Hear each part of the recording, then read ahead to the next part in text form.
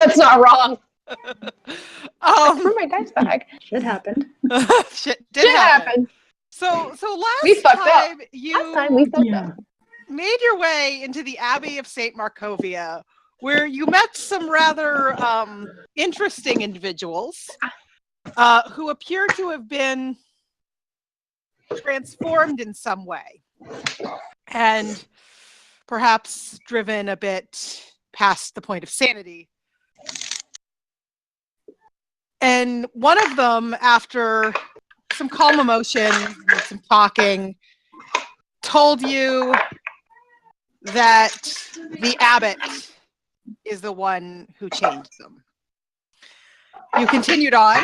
You found the abbot and his strange lady friend who didn't speak. The abbot was not what he seemed.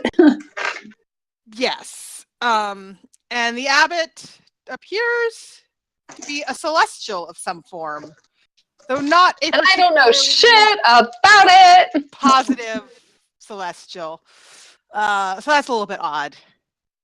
And so you fought him briefly, and then you ran the fuck away because he was kicking your ass. So you exercised discretion. We made bad choices. The best part of valor. I made bad choices. Let's just be completely honest here. Bad life choices. Maya was fully prepared to make those same bad choices. Yeah. I feel like if Gideon didn't do it, somebody would have. Yes. So you got out. You didn't die. Erin is picking up her food. I assume. No, maybe not. Was that your food? Yay, food. Okay. I was like, I don't see food. Get the food. And we left with you guys contemplating the futility of existence, essentially, as you headed back down to the village of Yeah. That happened. Yeah. What does it always have to end like this? We visually lost David. Yeah, I refreshed my thing because I could only see Jerusha and Maggie, and now all I can see is Kristen.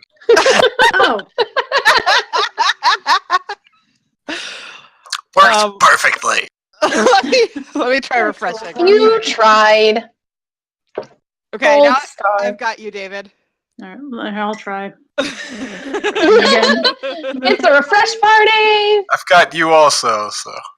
You know it's a Roll20 game when. Yup. Yeah, it's like that online D&D bingo. I'm pretty sure we had every square of the game that bingo is introduced. Yeah, like especially the there we go. No, Roll20 rolls better. Yeah. Fuck that. Fuck that. Fuck that. Fuck it. Yeah. No, that was. I had to use almost all of my Sentinel at Death's Door usage during that fight. Yeah, well, and I used 2. And we had three. We had 2 warding maneuvers, and I had to 3 different characters healing almost every time. I'm really glad you were beside me when I went down. I lost Maggie, so I'm refreshing. Yeah, I had to refresh. Right. I might have to refresh after you, because every time someone else has refreshed, I have lost them. But then when I refresh, I pick them back up. So. Yeah, that's the way it goes. Yeah. Yeah. Yeah, that fight was kind of terrifying. So, what do you guys do as you plod your way down this rather steep incline? Just happened.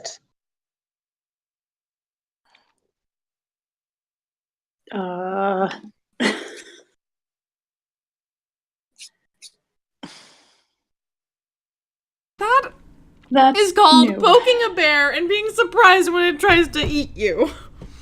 Always. Bears aren't that tough? Yeah, I can handle bears. Okay, celestial fucking bears. What do you want from me? I call that poking a bear and finding out a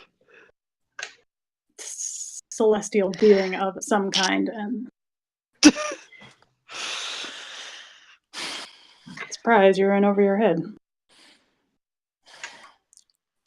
We've been in over our heads. That's fair.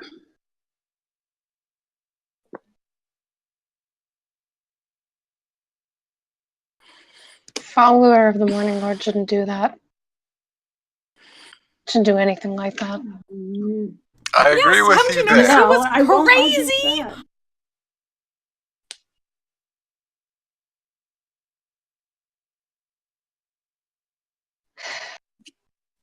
Like, what part of insanity do we not understand at this point?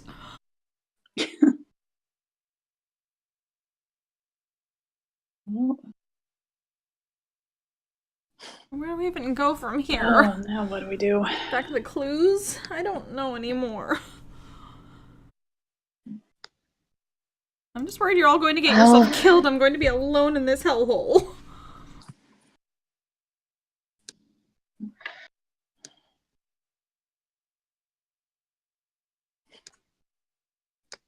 I don't know what the rest of you had. I wanted answers about the Abbey, but those weren't the answers I wanted. Well, it's one of those, you got answers and now you have more questions. Questions that I honestly don't think I know how to answer.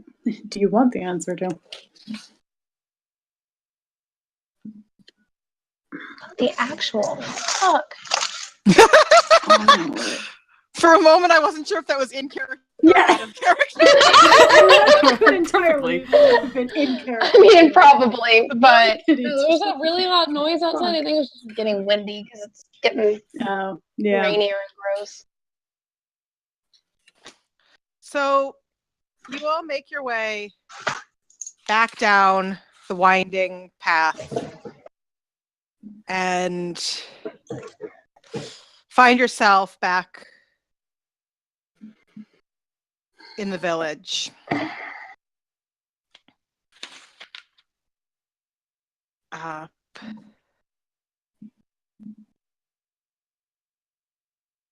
Where there are some people moving around. It's not a ghost town. There are people. This village is lived in, and Gideon, you would know that because you've been here for a little while.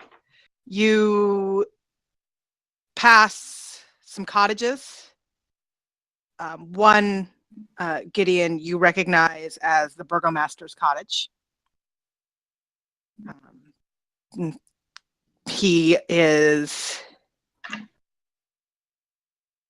a man named Dmitry Krezkov and his wife, Anna. And you know that it's a place of mourning right now because their fourth child and their only remaining living child died just a few days ago. But nothing seems to be catching your attention at the moment. There are also a number of cottages, small, home for commoners, just the villagers of Kresk.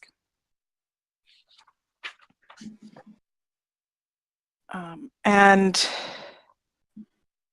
if you just keep wandering, you follow the curve of the road.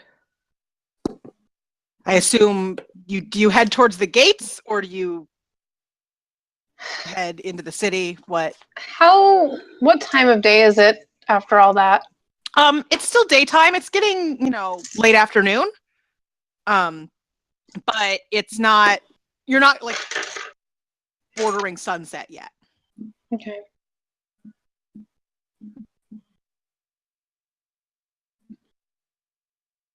What all do we have in our itinerary other than this? Yeah. How many things that was all I had. in a while. We came here to drop off. What's their faces, right? Ismark and Irene. Yes. Yes. So You came. We did that. Okay. You did. So they're roughly safe. They're here somewhere. They're here. And then you went up to the Abbey pretty much immediately. Because Gideon wanted to. Yeah. Well, and also I think all of you. Yeah. We were hoping to find an ally. Yeah. Who was a cleric of the morning. And then you found. Right, and then we found. What you found. That. Not an ally. So, I should clear the turn order and remove it. Because you are no longer fighting the abbot. Okay.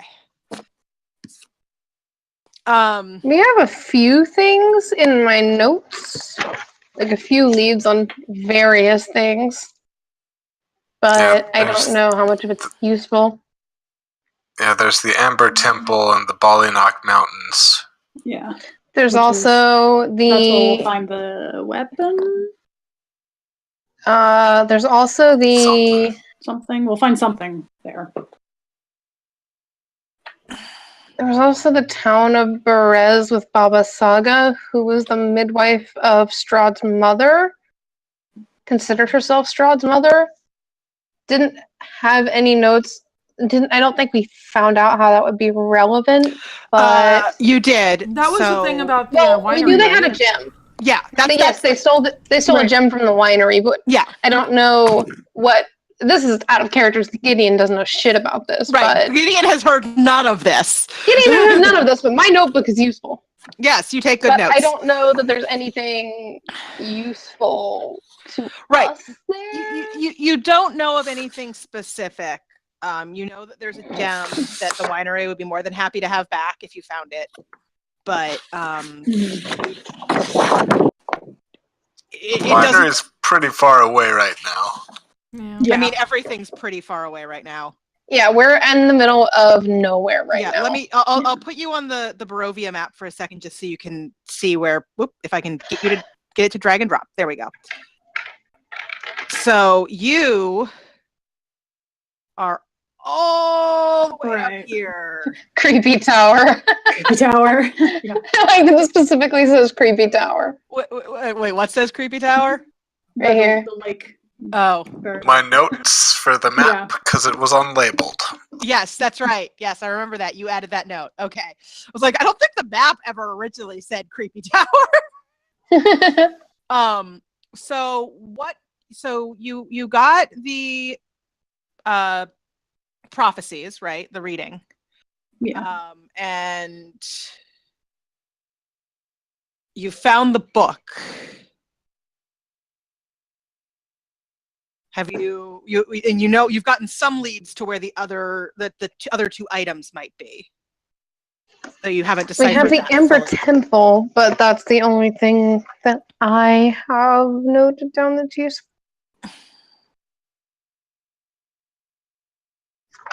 Yeah. So let me.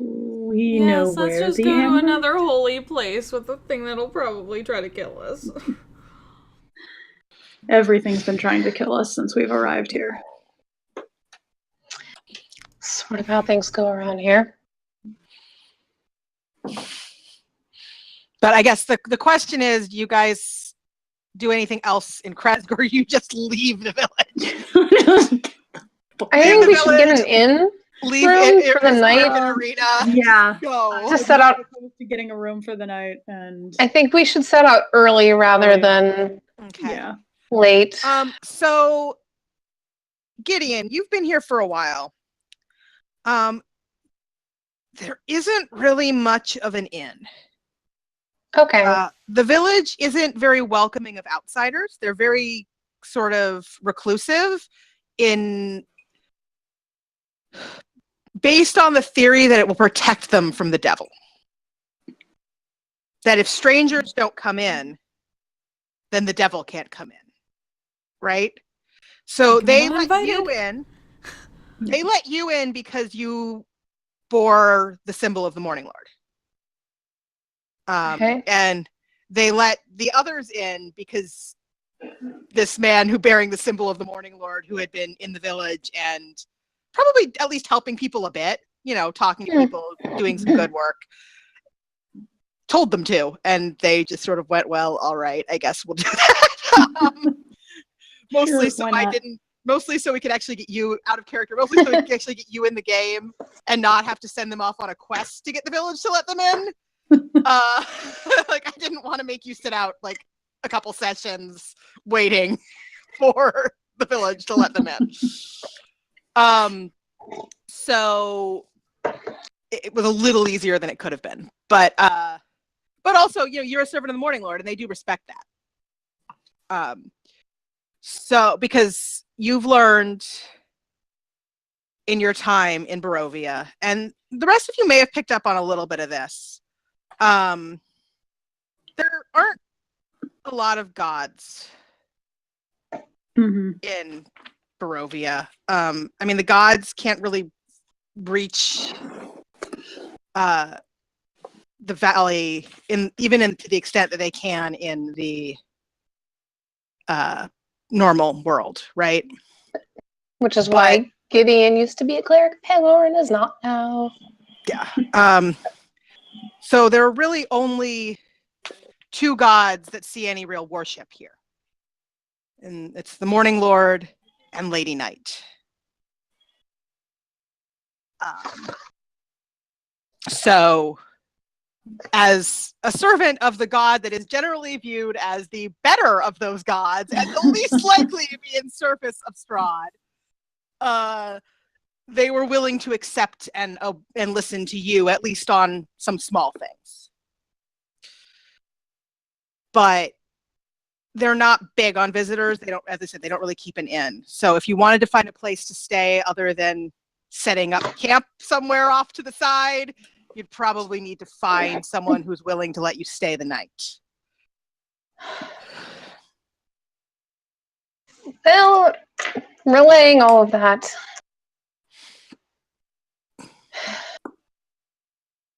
do we want... What the fuck is our goal? I mean, we know our long-term goal, but short-term? Yeah, we're pretty short on short-term goals that help accomplish our long-term goal. I suppose tracking down these last two items we need. Yeah. What are these items? I don't have those notes on me. I don't think we know specifically. It's a weapon of some sort. Yeah. I have that. I have the note on that. Right, but for in-character purposes for everyone else, if they're explaining to Gideon, it's a weapon that can be used to kill Strahd, supposedly. And it is some sort of symbol. You're guessing maybe some sort of I would guess, a couple of you have pretty decent, couple of you have pretty good insight. So like some sort of holy symbol. Mm-hmm. Something that would help you fight Strahd. So they're tools to fight. Yeah. The book was more of a tool to know. Mm-hmm. And the know our enemy. Yeah, know your enemy, and the others sounded, based on what Madame Eva said, more like tools to fight. She also told you of a person who, if I recall, you actually at one point figured out who that was and never did anything with that. Mm-hmm. It was Irina. Yes! Oh, yeah. Your ally. Oh, yeah, that's right. There was a thing. Yes. That she would be able to help us somehow. Yeah, you figured out that that's what that meant, but then you never actually went anywhere with it. How are we... Yeah. It's up to you, but... I guess we could ask her if she has any ideas. Hi, are you a weapon to kill Strahd? Secretly? Have any information on Strahd? You came up with the theory that it was Irina, and then you didn't talk to Irina about it. Which is up to you. You don't have to talk to her. So when we found out about it, she was kind of traumatized from something. Yeah, I think it was like right after Strahd had tried to. But I figured I would raise it because I figured that was one of those things where, it's been a long time, and we don't play regularly enough for me to say it's up to you to remember stuff that was that long ago. Yeah. So, so you wander through the town. I don't know, at least probably talking about what you want to do. Maybe filling in Gideon on these tools to fight Strahd. Yeah. Because Gideon doesn't know shit about what you guys have been up to, so. Yes, we're looking for a weapon, presumably holy symbol. But we don't want to say that we're fighting Strahd specifically when there's other people around, so we call him Donut, okay? So we want to fight the Donut. That's a code name, I suppose. What have I gotten myself into this time?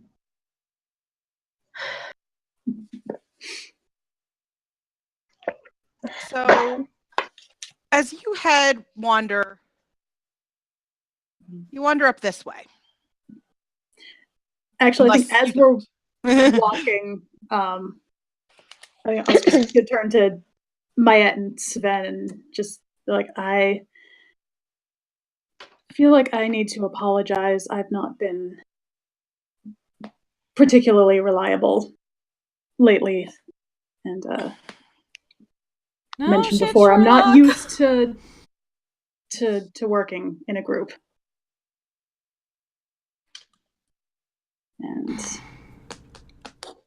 does that mean you're going to get used to it now? I will try. I think after what happened with Alva,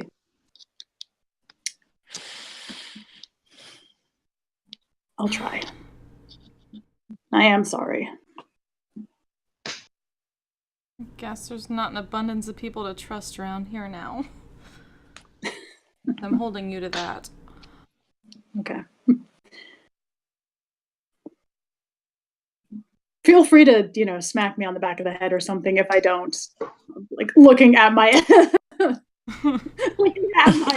please. I mean, if you want a concussion that badly. Not that hard. Yeah, Sven just looks scared to touch her. I'm not gonna do it. Yeah, I feel like Sven would be a little terrified of that idea. Yeah. Right, flexes, showing off her muscles. Yeah.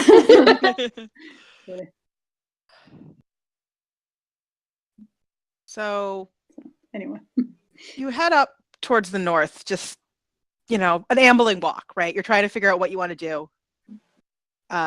There's not a clear place to go stay. Maybe you could go talk to the burgomaster, who knows? But, well, people here aren't mean. Like, they're not unkind, right? They're similar to the people you found in the rest of Barovia. Some of them are standoffish, perfectly normal people, and some of them are empty. But you're not really sure what to do about a place to stay, or maybe you'll just set up camp by a tree and chill for the night. You're not quite sure what happened, where like Irina and Ismark ended up, if they found a place to stay, or if they're also just aimlessly wandering the village of Kresk. And as you walk north, you start to see a large pool. And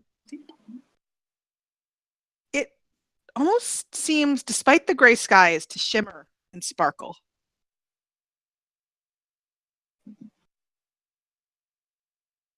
You notice the Twilight vampire pool. Another pair of familiar people actually nearby. It seems like that Irina and Ismark have not, in fact, yet found a place to spend the night, or they're just out after finding a place. And they're looking at the pool, and you notice near its shore an old gazebo that looks almost on the verge of collapse. And attack it.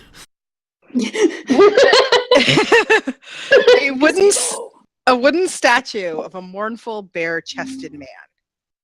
I thought you were going to say a paint-chipped. mournful bear. He has a chest of a bear. I too thought it was going to be bear.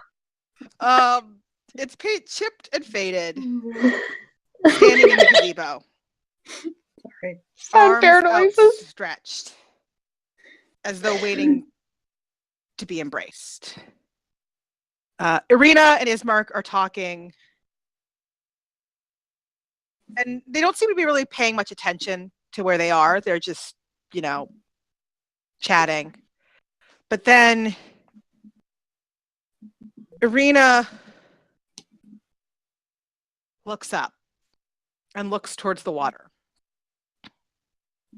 and starts to move away from Ismark towards the pool.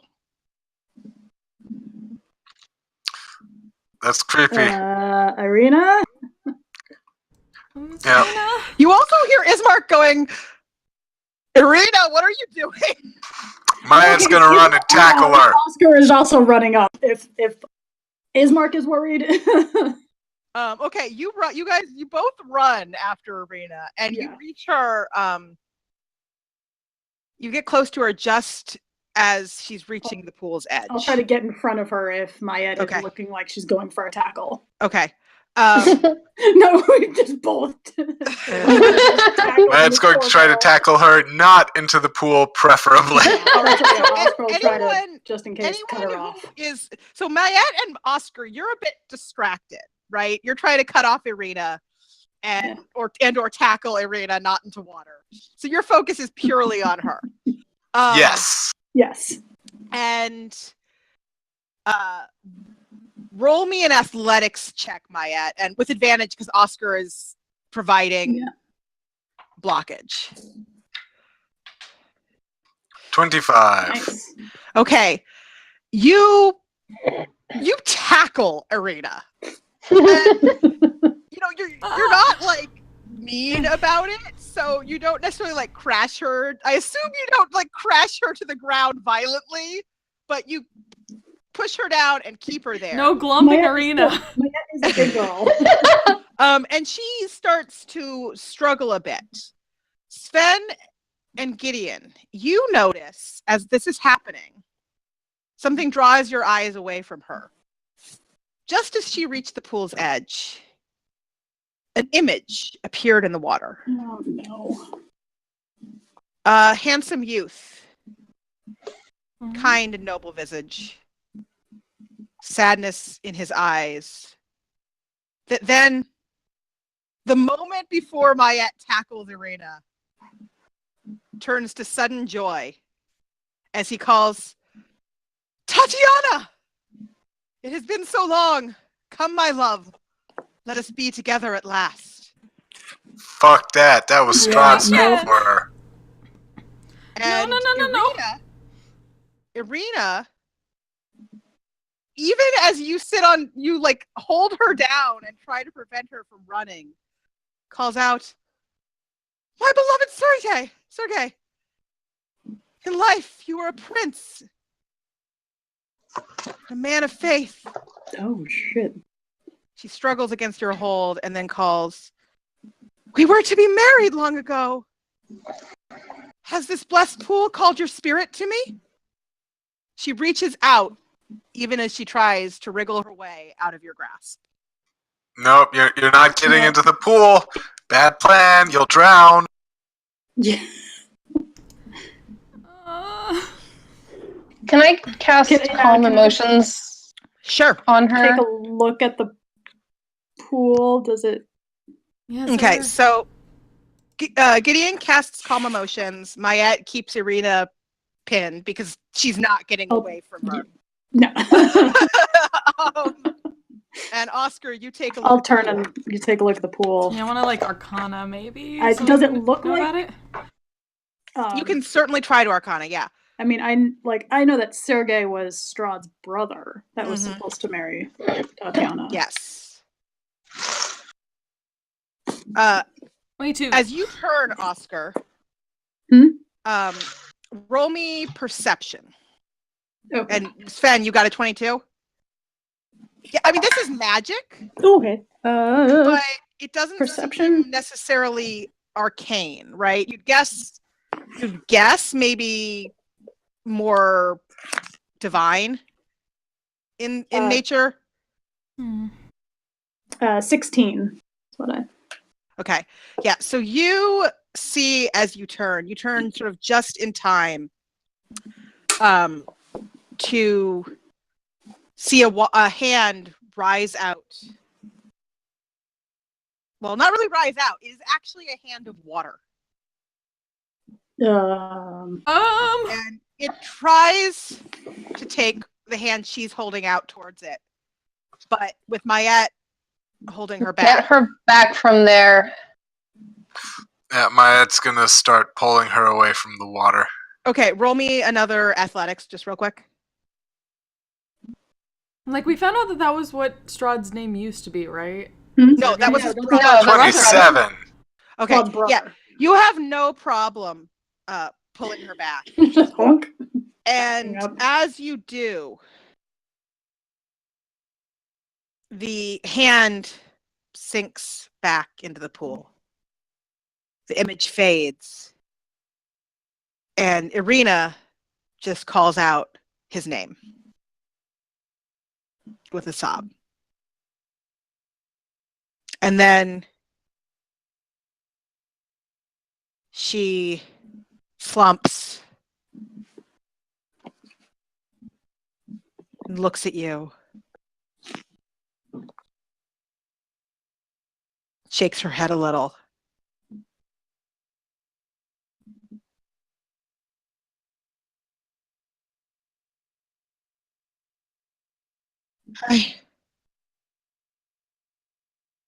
Hi. And as that happens, there's a loud peal of thunder. And what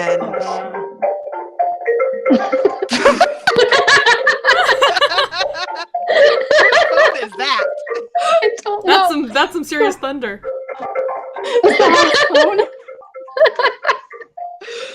Okay. This is quite the Strahd background noise. You can tell we haven't played Strahd in a while because I feel like we get twice as slap happy over everything. I mean, to be fair, that was really weird timing.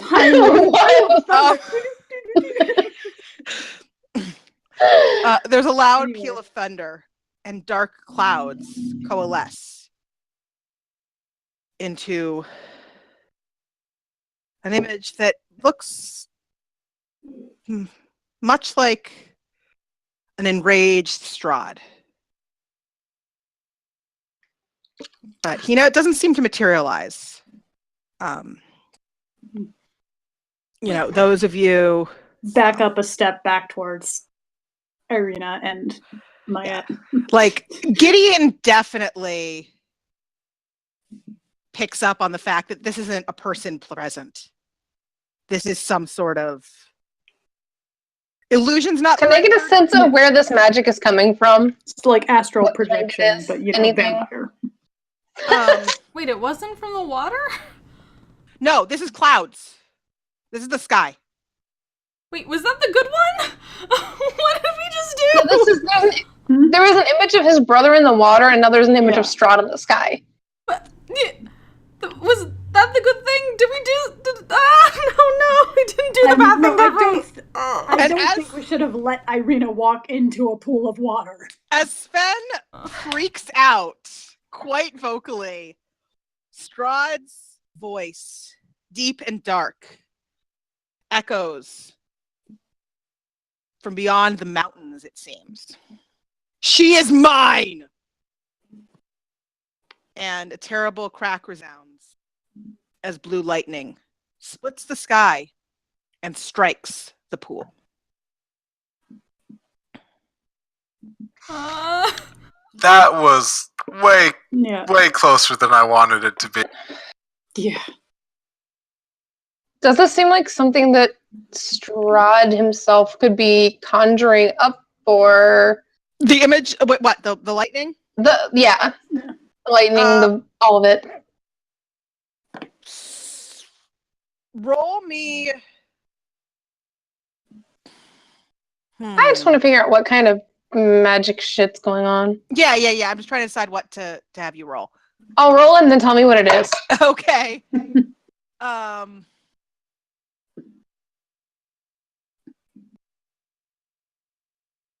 mean, honestly, I'd say actually insight. So you're probably you're pretty good at that. I think that makes the most sense. So that's a 19 if it's insight. All right. So you don't. As far as you can tell, what just happened in the sky was Strahd. You're not so clear on what happened with the pool. That was very strange. But what happened in the sky was Strahd, and he seems angry. Wouldn't be the first time. Well, I believe that you guys have pissed him off now, if nothing else. Sorry to drag you into this. Irina, who now is not, I mean, Mayette, do you let Irina up? She's not struggling to go to the pool anymore. Okay. Mayette's gonna let Irina up, help her up. You let Irina up. Ismark runs over and asks, "What was that?" What happened? Irina says, I think I don't know. It was a memory of something, of a man, but not someone I know, but I felt like I knew him. I felt like he was mine. I don't know. That's really weird. Can I take a look at the statue? Statue is that? I would like to join on that. Okay, so you go to look at the statue, and you were a bit distracted. A minute ago. Just a bit. The statue and the gazebo are now even more dilapidated than they were. In fact, they're kind of in pieces. Whatever that lightning strike was impacted them. All of you sort of barely kept your footing as it happened. The statue itself, what remains, it doesn't necessarily well, actually, Oscar, roll me religion. Okay. Gideon, you don't have to. In this case. 15. Okay.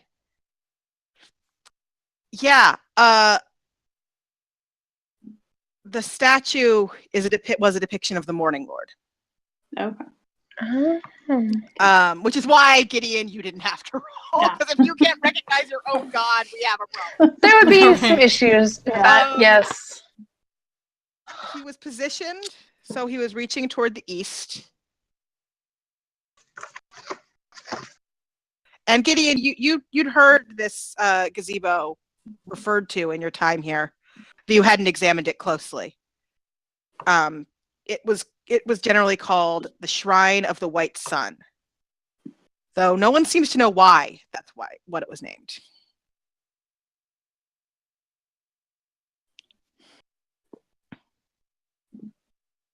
Like sun is an S-U-N or S-O-N? Yes, okay. S-U-N.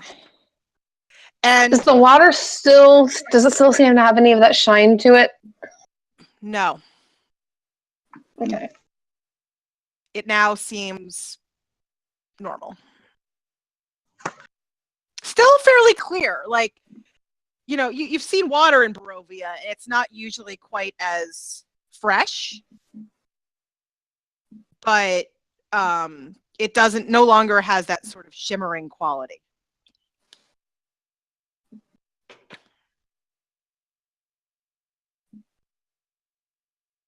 I don't know whether this is bad or good anymore, if this was the Morning Lord's area.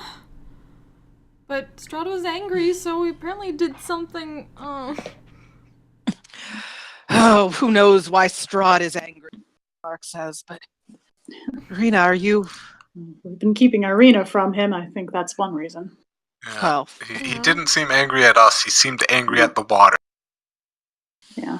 well, that water was a bit strange. Would Irina, go ahead. I was just gonna say, would I, because I'm Order of the Ghost Slayer, like death and like undead is kind of my bag. Yeah, I mean, like, would I have any idea about like, could a ghost? I actually was about to ask the same thing. Both of you, but because grave domain. Yeah, both of you roll me, and because of your relevant backgrounds, roll me int, but with advantage. Okay, just straight intelligence. Yeah, just straight intelligence with advantage. So I'll take that. 18. 18. 17. 17 and 18. Okay. Yeah. So you both sort of cast your minds back and try to guess, discern what was going on there. And you've noticed that there does seem to be something strange about Barovia. So this wouldn't be something you'd necessarily expect to encounter in a normal place.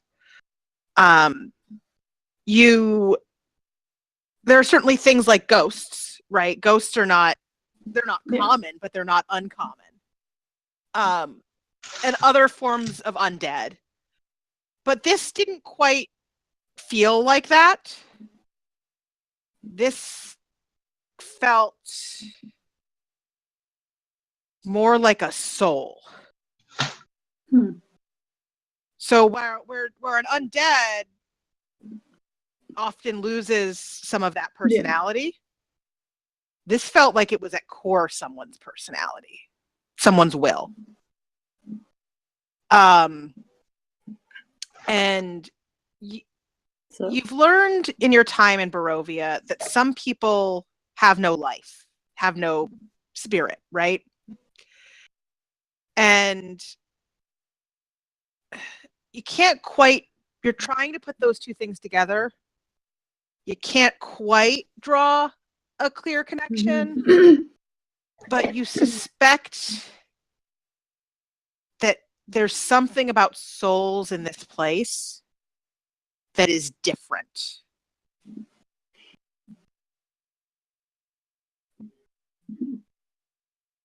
That perhaps, the matron of ravens wouldn't be so happy about. Yeah.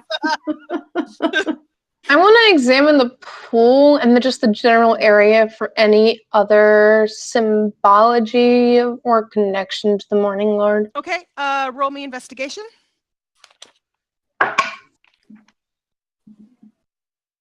18. Okay, so you don't spot a whole lot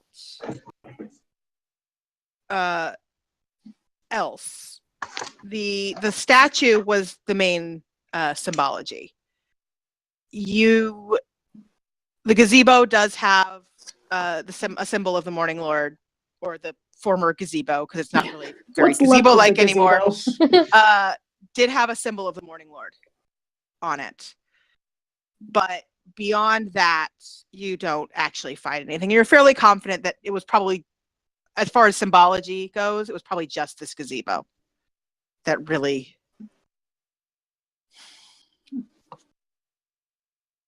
Irina looks at all of you and says, well, I don't know what that was, but nothing I've seen before. Still alive, so thank you, I suppose. You're welcome. And have you found a place to stay in town? Well, we asked around a bit. It seems that there's nowhere to typically stay, but There are some folks who, in exchange for some help and maybe some money, wouldn't mind putting us up for a time. Keep your distance from that abbey. Good. Yes. As long as you're taken care of, that's good. Mark. And yeah, stay away from Yeah. the abbey. It's not You've a had fun enough. place. The Abbey? What about the Abbey? Just stay away.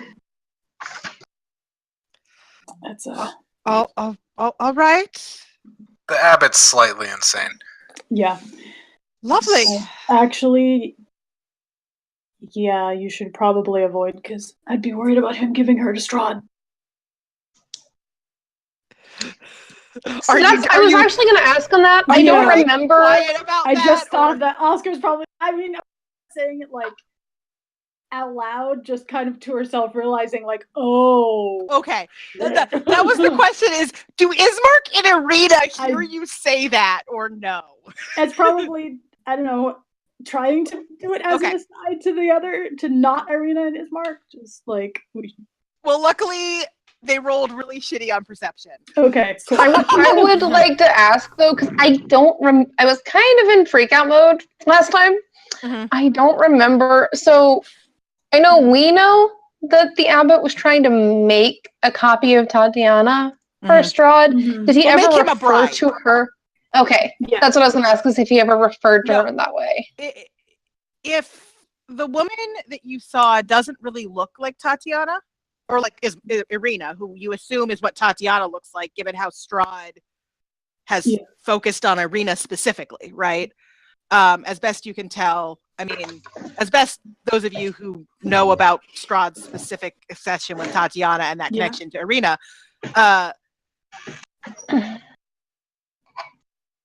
the woman the abbot was making doesn't look the same.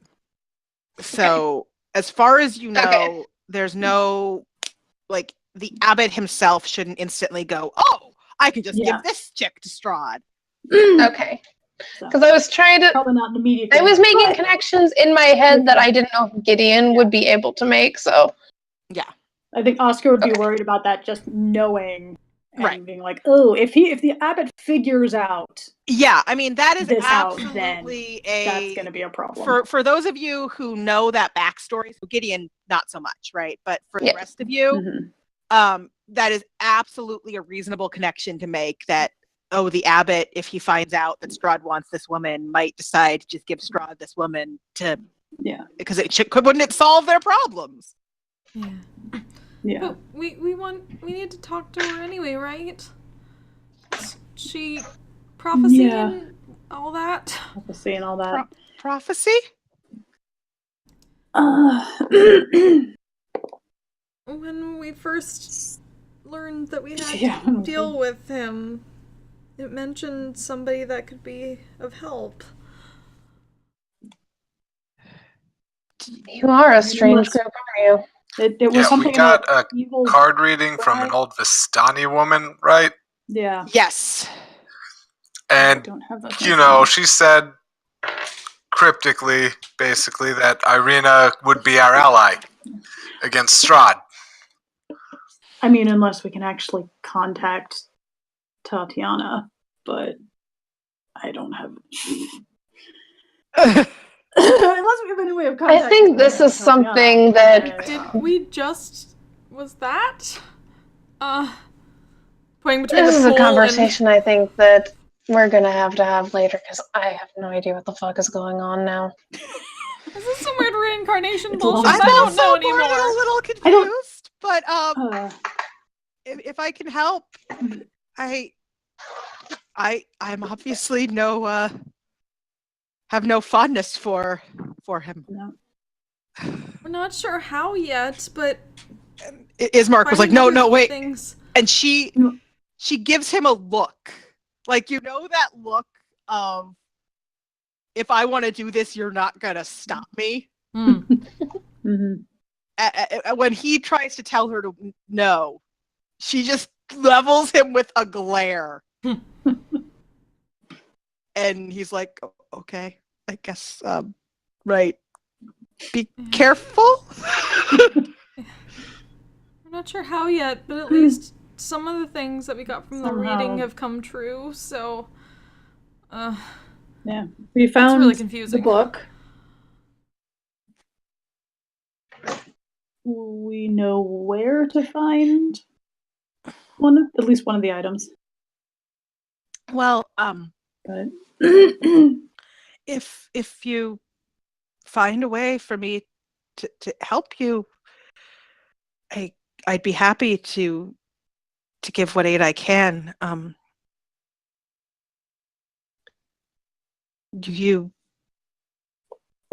suppose I should already have guessed this from our journey together, but I take it you plan to fight him.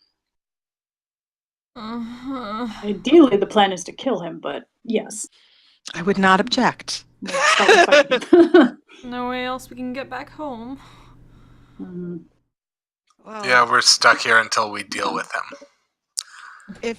If you think that you have a chance of achieving that, and me being with you in that fight would help. I don't know. I mean, I'm not helpless, but I would be happy to lend my aid.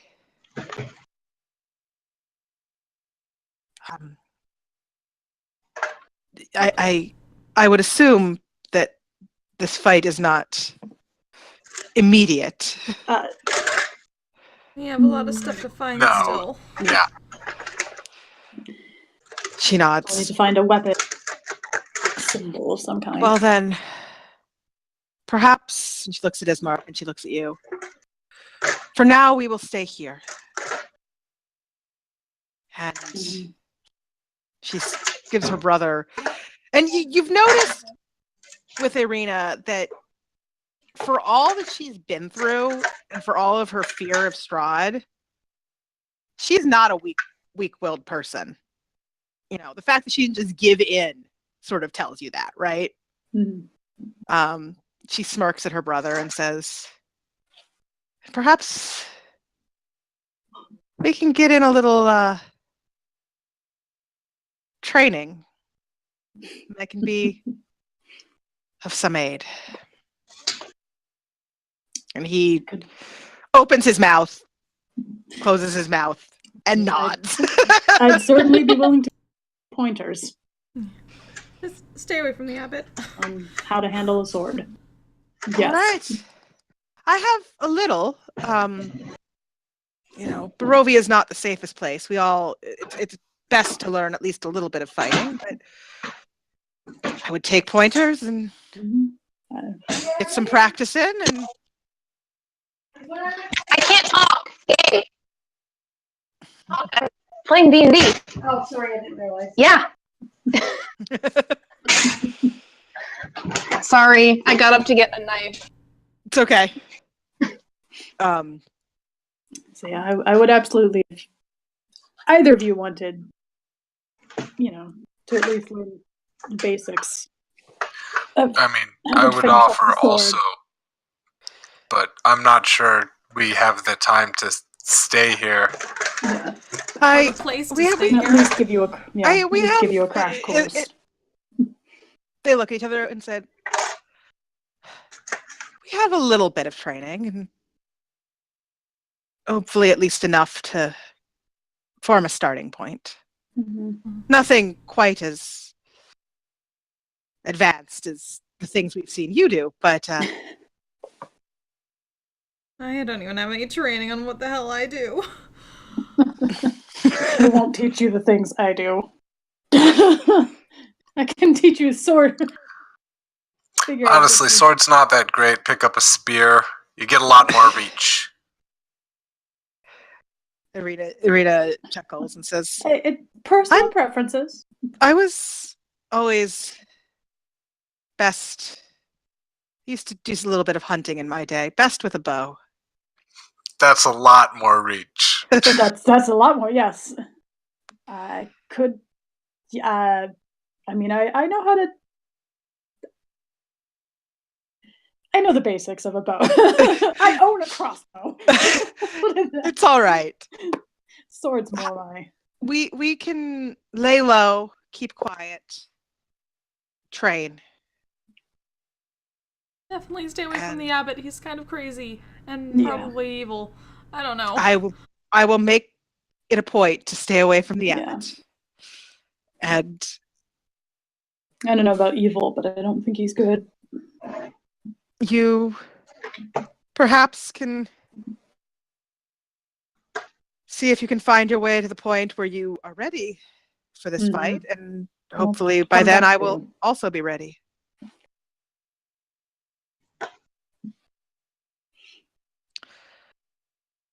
Well, You can only be more ready than I will be. as Arena chuckles and says, "You seem to do fairly well, despite your protestations to the contrary." Sven, I've seen you do some, quite frankly, pretty impressive things with that magic of yours. Hell if I know how. It just kind of comes, and then sometimes it doesn't work, and then sometimes it does work, and then sometimes it makes things worse. I'm just a bad luck charm sometimes. I don't think it's made things worse yet. Yeah, I haven't seen it make the friends thing. Single time it's made things worse. The friends. Yeah, I mean, to be fair, I don't know if like Oscar or Mayette would have necessarily picked up that was the cause. Yeah, it's true. She barely knows if she does. Yeah. Honestly, that whole experience was kind of hazy for me anyway.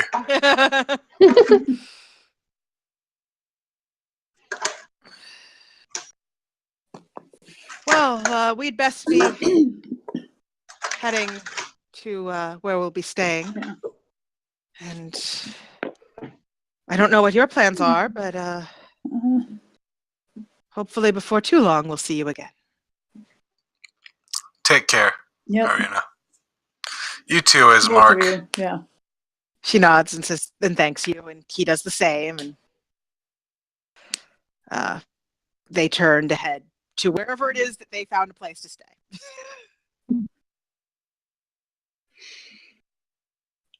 So, well, are we moving on? What's the plan? Are we gonna pitch a tent in the town? I mean, behind a wall, you can avoid some wolves. You know, abbeys usually have places to stay for travelers. I almost That's spit not- beer all over my laptop.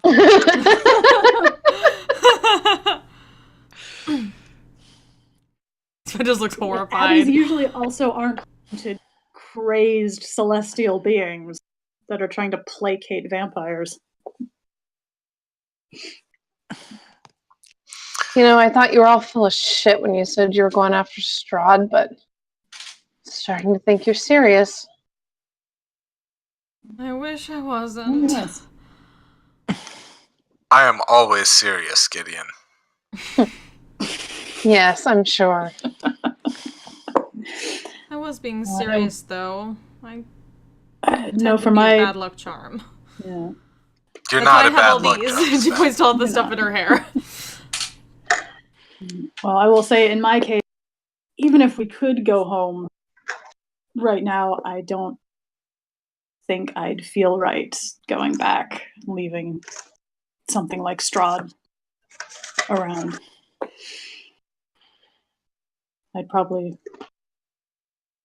Well,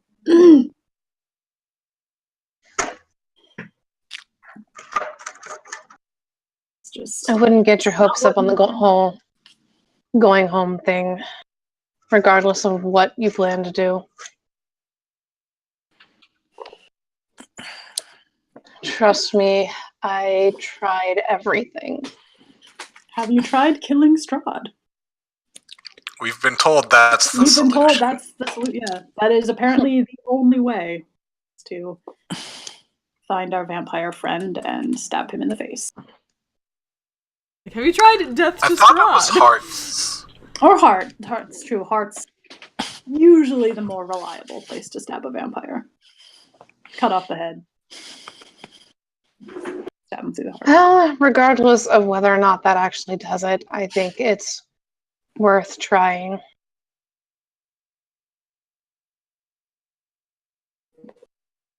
If nothing else, I doubt you'll make things worse around Better here. than giving up and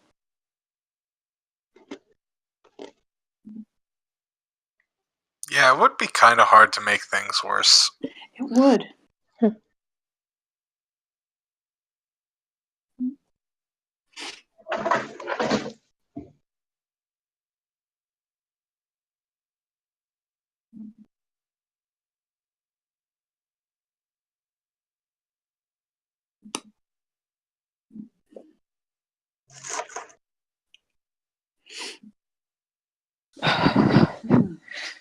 So you, So where to next? yeah, it's like, so what is the Yeah, plan? What is the plan?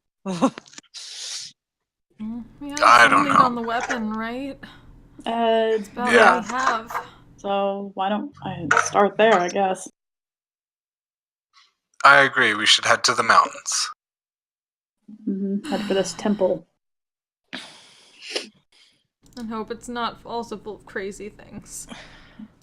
Or evil things, or dead things, or dead evil things. Or dead good, maybe former good evil things. I don't know anymore. It's so fucking confusing. You basically just described all of Barovia. Yeah. That's why it's so confusing.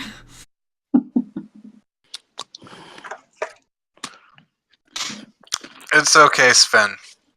Oscar and I are here for you. And Gideon will probably be useful also. I hope so. Love you too, Gideon.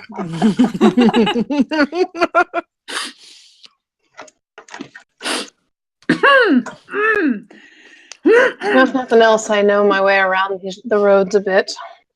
Done some travel. You know where to camp? Probably help find something.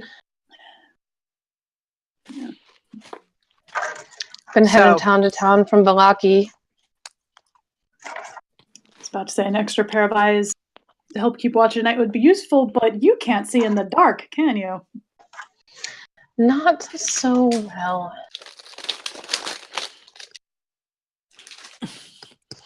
I mean, to be Except that humans can't do that. Yeah. It sucks. Yeah. It does. Someone who plays a human in the other campaign. Yeah. Yeah, it really Welcome to sucks. my life. There's a reason that the only thing where you wanted was freaking goggles of night. Now I want winged boots at this point. I want goggles of daytime. Sunglasses. You want sunglasses. Fucking sunglasses. Really, really strong ones. Magic sunglasses. All right, so you probably actually could find a quiet corner within the wall to spend the night without too much trouble. People already know you're here, and they know there's nowhere for you to stay, so they're not going to come up to you and be like, "What are you doing camping here? How dare you get out of town?" Yeah. We're your new vagrant population. Yeah.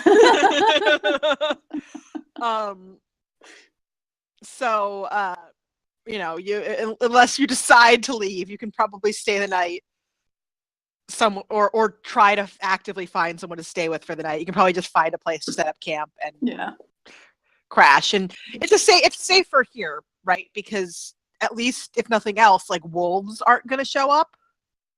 Other things could potentially show up, but at least things like wolves are. We should probably still Like being keep a struck watch, by lightning. Yeah. Could get struck by Strahd lightning. I wouldn't say no to keeping watch. Yeah. Yeah, that's probably Not a with the good way idea. things went up on that hill. Yeah. All right.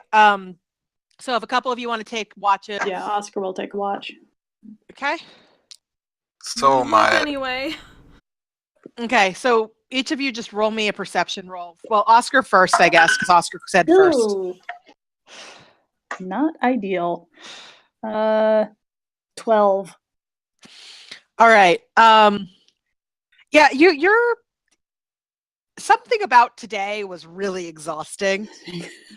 Probably that whole getting knocked unconscious by a crazy celestial angel thing. And then like weird pools with people coming out of like it's a weird place. It's a weird day. And so you're a little, trying not to drowse off, a little distracted, but you don't really notice anything.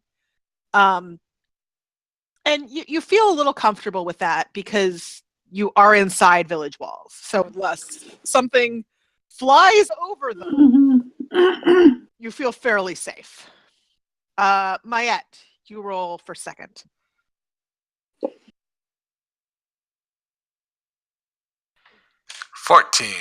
Right. Yeah, so Oscar wakes you up for your watch and conks the hell out. Yeah, just boom. And it's not graceful. Again, it's pretty quiet. And at one point, like a bird flies overhead and you tense up and look at it for a second, and then you realize it's literally just a bird. And I mean, it could be a weird bird, but as far as you can tell, it's just a bird. Naked bird man. It could be, it could be one of the were-ravens who are really nice and friendly. So, maybe you wave at the bird. I don't know. But hi, bird. Alva would have waved at the bird for sure. Alva would absolutely have waved at the bird. But other than a couple small animals that you spot throughout the night, again, nothing too exciting. And Sven, if you took the final watch. Yep, I rolled my passive 17. Okay. So Sven, you, as per usual, you're pretty much on high alert at all times. Alva is a non-binary Disney princess. Yeah. So unlike Oscar, who spotted basically nothing, and Mayette, who noticed a couple small animals, but was like, they're just small animals. You are jumping at everything, but nothing actually causes any problems, right?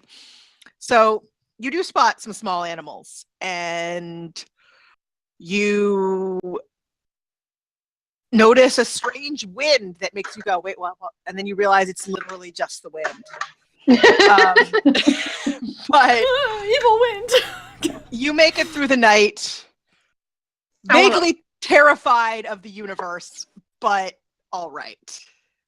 During the night, I want to say that I think Gideon definitely spends maybe an hour or two before going to sleep, just spends some time in prayer to the Morning Lord, just looking for some guidance about this celestial that claims to be a follower of him, and the fact that the statue of him got destroyed. It's been a weird day for Gideon. Mm-hmm. So you just pray. Mm. So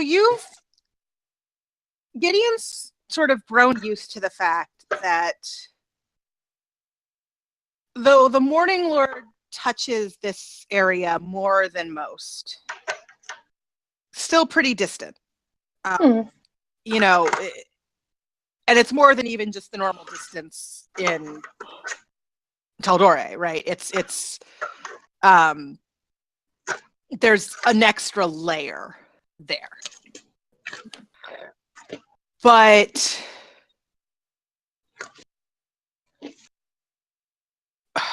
as you pray and as you focus on the strange celestial being, roll me insight.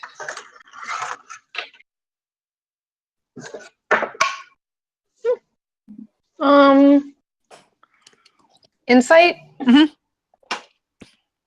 21. Okay. So this isn't so much a sign from the Morning Lord, but it's more of a spending a significant chunk of time contemplating a thing.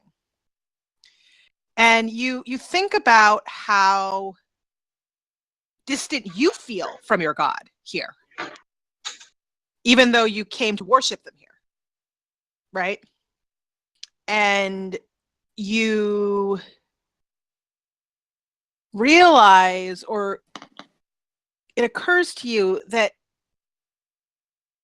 an inability for something that powerfully good to escape a place so overwhelmingly evil. It's not all that surprising that something like that would be driven mad. Because a being of that type would typically be taking action to right the evil, right? To remove the evil, but it literally can't. And so what he's doing is probably what he sees as the only way to remove the evil at this point. It's perverted, it's wrong. You're fairly confident that your God would not approve. But you also do realize that for a being like that is used to maybe being able to go to the celestial plane, is used to having power and other beings it can call upon to help it in a fight, to be isolated and alone and fighting an evil that by itself it can't face, would probably be pretty maddening.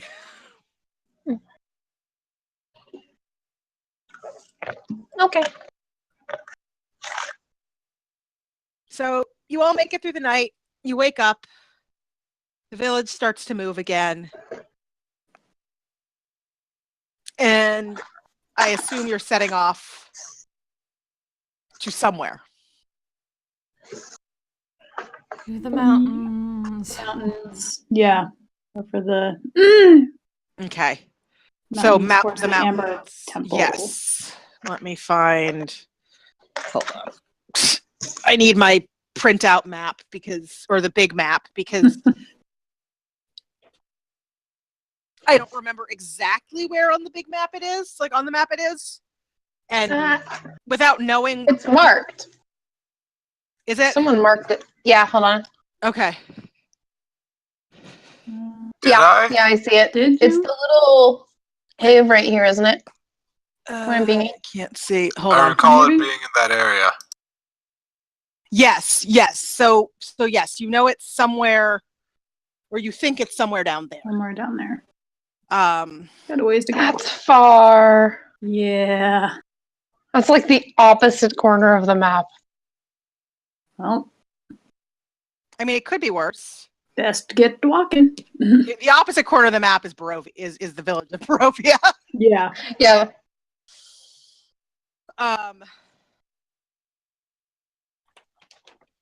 Wrong thing. Okay. It doesn't look like there's much in the way of settlements or villages between Nah. here and there There's either. a Yeah, whole lot no. of nothing. So, from your Get travels, used to camping, guys. both Gideon from your travels and the rest of you from what you sort of learned from talking to people and asking questions, you know that, yeah, there's not a whole lot in between. There is really only a few settlements in this valley. There's the village of Barovia, there's Vallaki, and there's Kresk. There's Strahd's castle, but that's further east. And other than that, I mean, people are pretty inclined to just sort of hole up and stay where, Mhm. stay in small communities. So, Or windmills, or creepy towers. Yeah. well, yes, windmills and creepy towers are also a thing. You know that, from what you've been told, you want to go down here. The village of Brez that was mentioned before is here, around here. But otherwise, as far as you know, there's not a whole lot there between there. If that makes sense. It's Yeah. wilds and space. There is. Let me see something.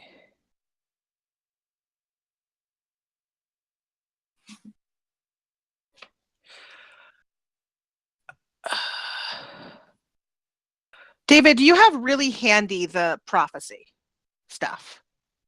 Maggie, how do you One pick sec. spells?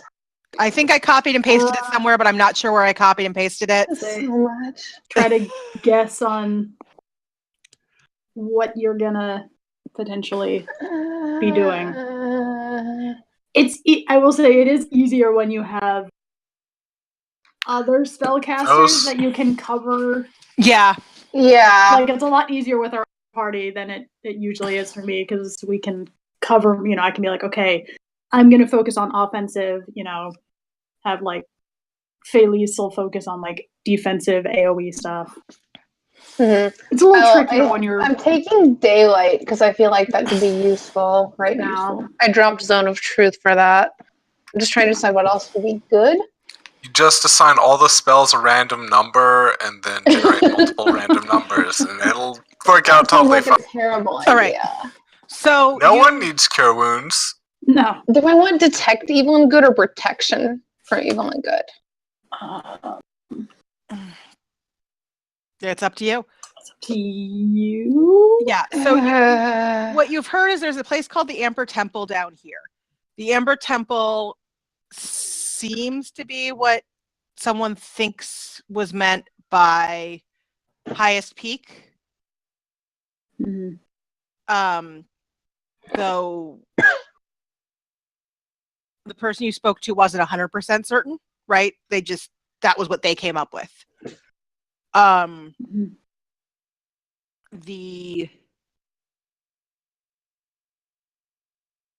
So that is a good place to start potentially.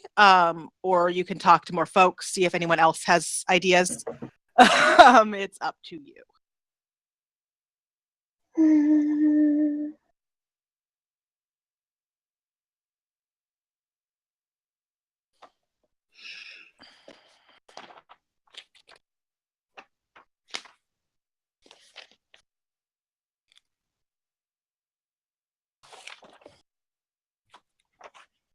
Are we gonna need food for the travel? Do we have any kind of food? Not some rations, but not very many. Yeah, I mean, if we want to try to go, rations, things like that. On the way I out can just of town. create food and water. That's also Isn't that what survival checks are for? We can hunt. We got this. Maybe blow something up, but that's it. Let's keep prepared. I'm lying. I'm actually really good at survival. I'm not terrible at survival, but I have +4. I think I have a +3. +7. I actually have a +4. +3. Surprisingly. Sven wants to survive, so. Well, it's wisdom and you're a cleric, so. Yeah. None of Gideon's bonuses are as ridiculous as most of Bellis's, but expertise. Yeah.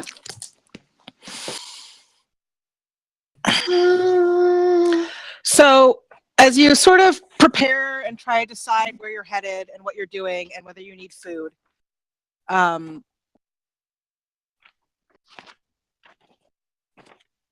some folks, wander by the village getting ready for the morning. You do, before you leave,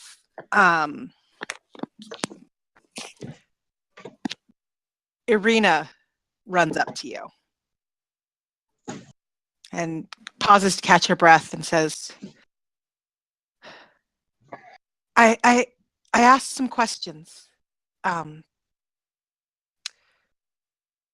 The people here, you mentioned this prophecy and these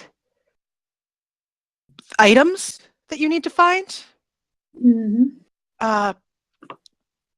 The people here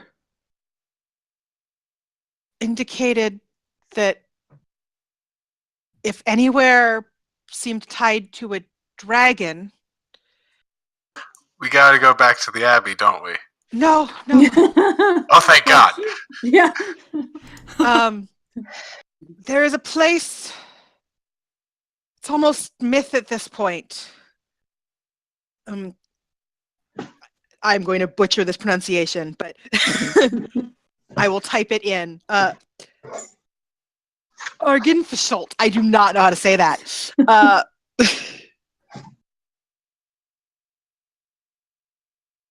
See why I don't know how to say that? Okay. Yeah. Yeah. There's a tale of an ancient order of the Silver Dragon. They didn't know much, and I didn't want to pry too much because I didn't want to raise eyebrows. I made it sound like I'd heard of a place with like a dragon statue, but that seems like somewhere that dragons might be involved. Potentially. You sort of mentioned dragons, so the dragon's house is one of the. Yeah. Well, that sounds like. So yeah, there's a fallen house guarded by a great stone dragon, and the treasure lies in a dragon house once clean, now corrupted. So that sounds like somewhere to check out at least. Yeah. It sounds like it might not be too far from Berez, but no one's quite sure where. So I don't know for certain, but it might be. I just wanted, before you left, I wanted to let you know that I'd heard that. In case it was helpful. Thank you. No problem. But if it's near Berez, then we'll potentially pass by it on our way to the mountains. If I'm looking at this map right. Where was Berez? Berez. Is that one Berez? Or is, I think this one's. This one's Berez. The one I am Okay. actively pinging. Okay, Yeah. this one up here. Yeah. Okay. That's not far. Yeah. Stop. Oh. No. Well, let me know when you return. And she heads back, not wanting to be gone too long. Yeah. Well. Okay, so we Do should we head wanna- to Berez. I don't have a lot of money, so. But, yeah. I don't think I have You any wanna- money. I have 15 gold. I have 96 monies. I mean, okay, I do have a good amount of money, just not as I'm not as much as I'm used to. Yeah. No, I also had all my money, guys. this is not an especially high money campaign either. Yeah. Stop. All right. So do we want to try to get any stock up on anything else before we leave, or we good to look? I mean, I can make food if we need that. Yeah. if you decide you want to, you can probably find a place that'll sell you provisions for, Yeah. not too much. May as well. But you can get nothing fancy, but like, the sort of hardtack and stuff like that. What? Prestidigitation. Turkey. Make it taste really good. Yeah. And then Gideon with create food and water can probably cover you otherwise. Like it's bland but nourishing, so Sven can prestidigitate into something good. No, so. Oh, yeah. All right, so yeah, you can create food and water and prestidigitate food that actually tastes like food. we can prestidigitate. That sounds like bland. So it doesn't taste, bland. Yeah, that's my first concern when, walking across a hellscape to death. Standards. Just because we're... Actually, no, I'll take that back. I would like to not die. Ideally.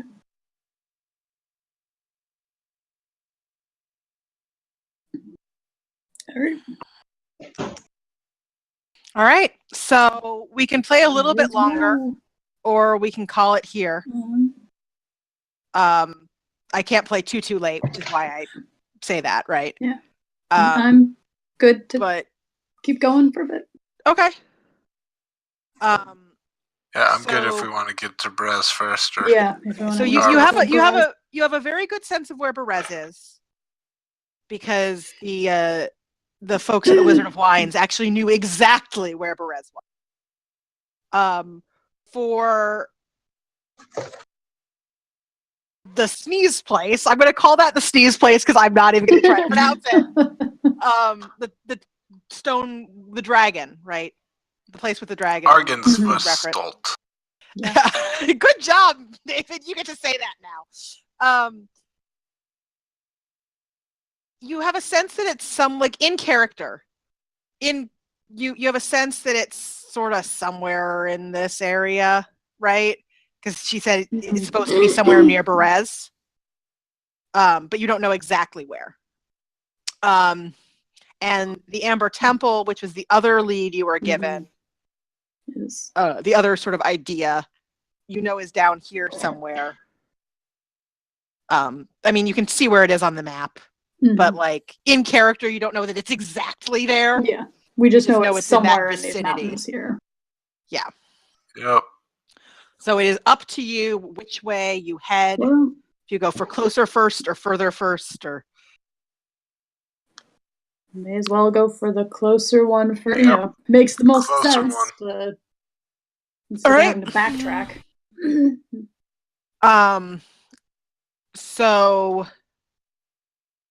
you head out of town and you head back east, which is, the way you came. Things look pretty similar. It's not a short trip, but it's not insanely long to get here, where you saw that weird tower. Mm-hmm. And then if you don't branch off that way, you sort of turn a little southward towards where you've been told Berez is. We can always just abandon this stuff and check out that creepy tower. Let's not. Probably for the best. Say that we Real did. creepy.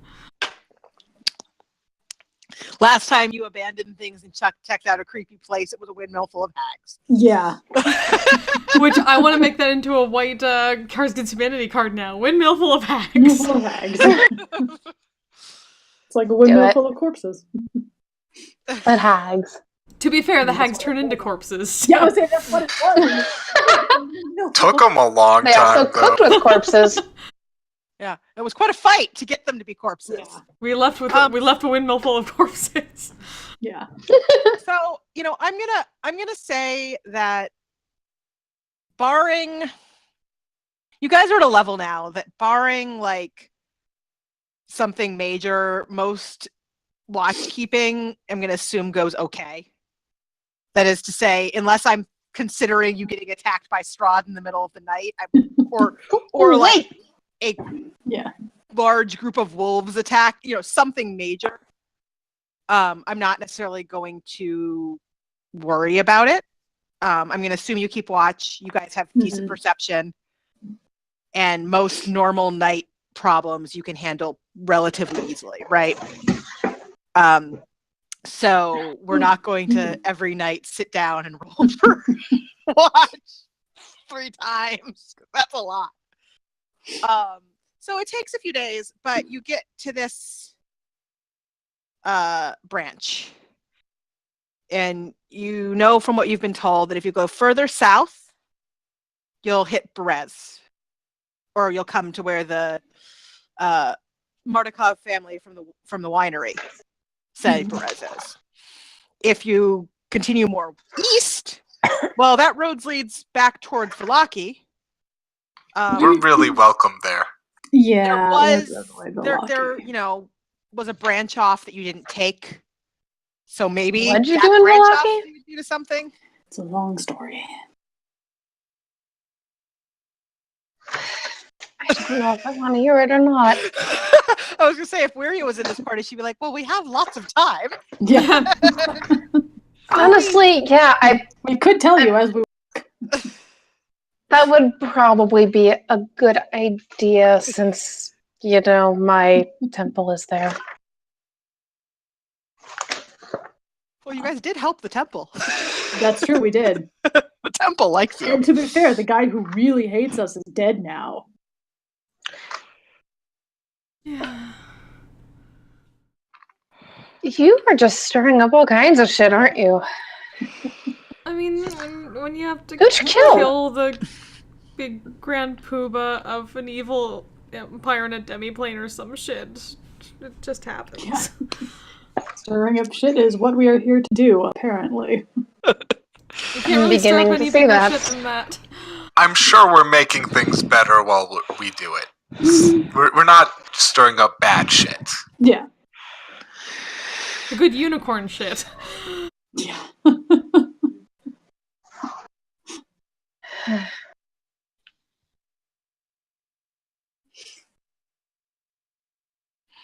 Sometimes I wonder about my choices. Are you actually from here? No, Are you not like us? originally. Where are you from? Do we know where any? Have we told each other? No. Doesn't come up at all. I know that you're a noble, and that's about it. Yeah. Yeah. Let's have some party RP about our stories. No. We've never actually discussed where we're from originally. I'm trying to decide where Gideon actually would be from in terms of. I think it would be somewhere in Tal'Dorei. Mm-hmm. I'm not sure where. One of the smaller towns. So nothing super notable, but just somewhere. Right. Somewhere in the, we'll say, outskirts of Iman. That's been a while. I've been here for the past 10 years, so. Oh, that's a long time. Yeah. Yeah. I tried to find a way out. It was a little more like you lot at first, but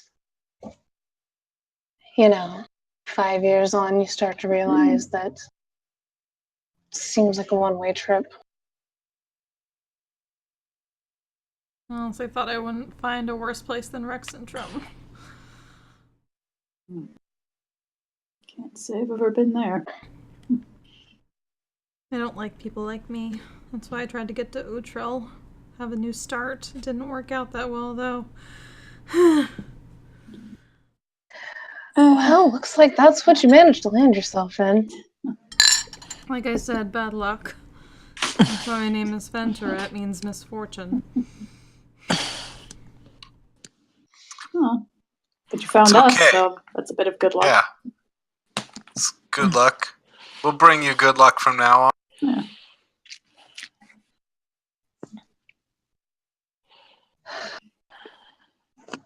Better yet, we're all fairly skilled individuals, so. Well, you are. I still don't know what I'm doing.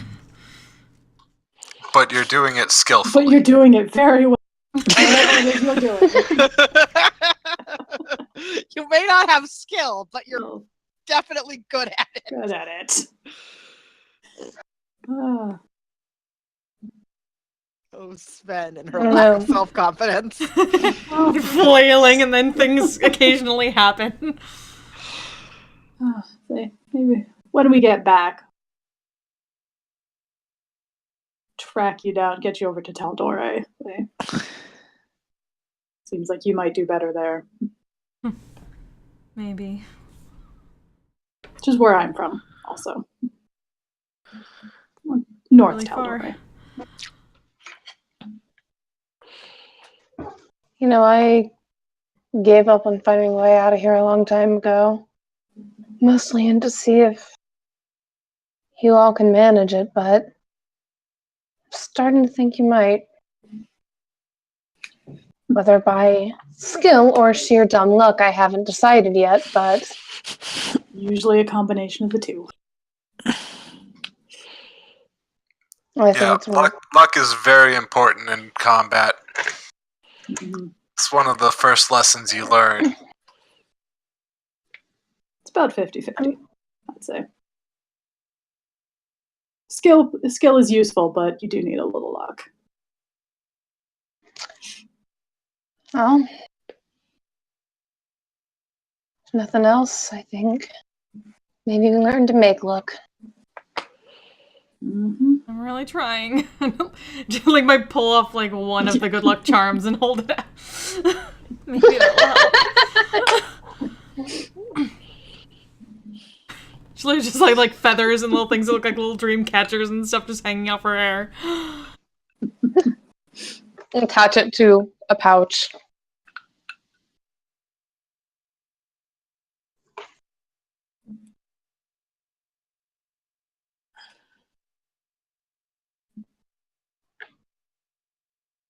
So, Travel montage! I was like, is this actually trailing off, or is there? Are you going to start talking again? I was I don't want to pondering. interrupt you to start talking again. Yeah. So I assume you follow the path that you have been told should lead you to Berez. Yes. All right. So I have not fully prepped Berez, so apologies in advance if this gets a little rocky for however long we keep If we're going into Berez, I'm changing my spells. Yeah, go ahead and take some time. We've taken a couple long rests. Yeah, Spells take change. long rests. They're all the same. I had travel spells.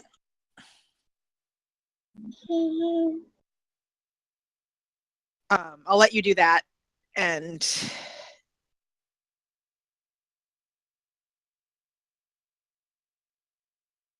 I mean, as I said, unless at this point, unless something's, especially if you're prepping, like create food and water, and so I'm not worried about you scavenging or whatever.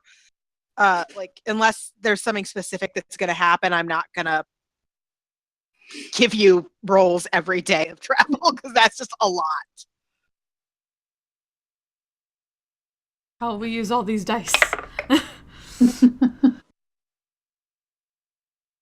Unless you really want rolls every day of travel, in which case, sure, we can do that. Just like, nope, nope, nope, Nope. nope. No, nothing. Yeah. Still nothing. This is really fucking boring. Yeah. Yeah, and like, I will say, like, sometimes stuff is planned and sometimes I roll and you get random encounters. So, like, it depends on Random what's going on. battles. Random battles, they happen. Final Fantasy screen blur. Mm-hmm. Exactly. Fucking Tonberries. No, not the Tonberry. It's funny, but it's also terrifying at the same time. Like everything in this in Barovia. Doink. I mean, I feel like Tunberries would be pretty at home here. Yeah, probably. Yeah. I'm tempted to pull an Elias and prepare life transference because that is a really good spell. It is a really good spell. It is a good spell. It's You are like not one of wrong. the most powerful healing spells in the game. Yeah, I think I am going to take that because I like that. especially for a third level. Like, yeah, it's a pretty ridiculously powerful spell. How many concentration spells? Oh, concentration. Always fun to keep track of. Oh, That's yeah. why I'm like, I'm So trying many to decide bard if spells Scale are of Fate is good. concentration.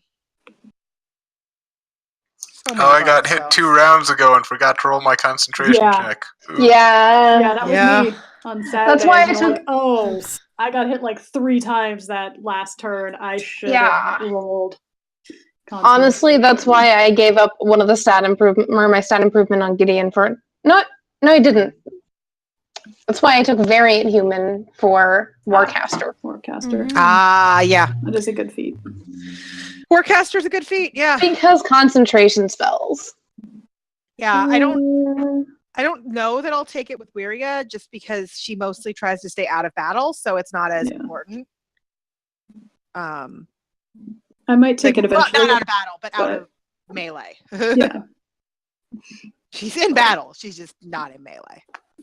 Yeah, that was one of the other ones I debated taking at 8th level with Elias, but I think I'm going to go with Shield Master. Shield Master, I think, would be good for Elias. I see that working. I have way too many 3rd level spells prepared. Way too many. I cannot use all of those. So also as a note, guys, we won't do it right now because honestly, we're not going to go late enough for it to matter too much. But because I can't play that much later, you will level up after this game. Yay! I get to pick another primal right, I think. So you will hit level 6. I have no idea what I get at level another 6. primal right, and I need to decide what I'm going to take. I get a feat, because fighter. Because fighter. Guiding Bolt. I think I get... Guiding bolt right up the butt. But, yeah. Guiding bolt up the butt is candy. Yep. Oh, and I now get to use my Blood Maledict 2 times for rest. Ooh, bend luck. That works with what just happened. Yeah. Okay, I think I'm good. I took some weird spells, but it sounds fun. Okay, that's cool. Weird spells are the best spells. So you learned about the ruins of Berez and Baba Lysaga. And so that brings you here. The trail that you're on hugs the river. And the dirt and grass soon turn to marsh as the trail sort of dissolves into spongy earth pockmarked with stands of tall reeds and pools of stagnant water. There's a thick shroud of fog that covers everything, even thicker than what you're used to in Barovia, which really Guess it's is like Silent Hill out here. Yeah. yeah. This is some serious Silent Hill shit. Scattered throughout the marsh are old cottages. They look like they probably, were built for peasants. They're nothing fancy at all. Their walls appear to be covered in black mildew, and their roofs are mostly caved in. You're pretty certain no one lives there now. These decrepit dwellings seem to almost hunker down into the mire, as if they've long since given up escaping the sucking thick mud. Everywhere you look, black clouds of flies dart about.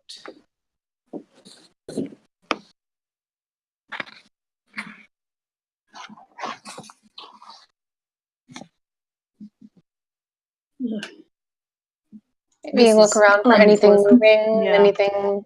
Yeah, I guess we I'm gonna should take a look. investigate the town first. Carefully, but yeah. They'll find some clues to find clues. the other. That place that we... Okay.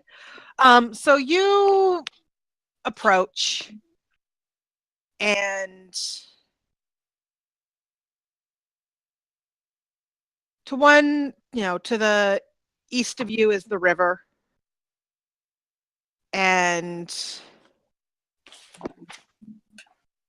But you are coming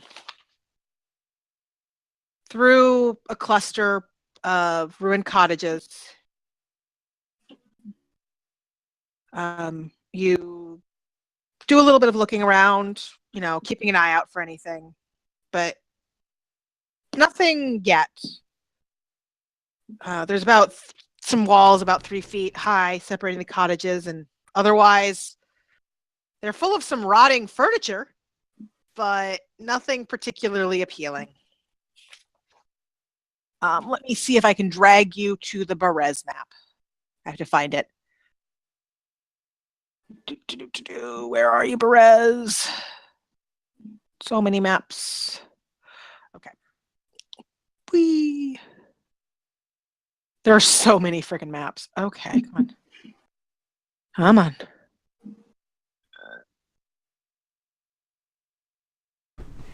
Oh, you're kidding me. You didn't actually drop? Why did you not actually drop, you stupid thing? Roll 20.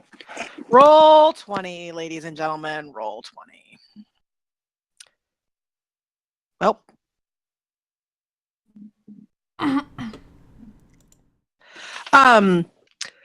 So while this is going on, you also see a little to the south of you a empty shell of an old stone church. And to you, in direction facing you, there is a cemetery of leaning gravestones, enclosed in what appears to be a disintegrating iron fence.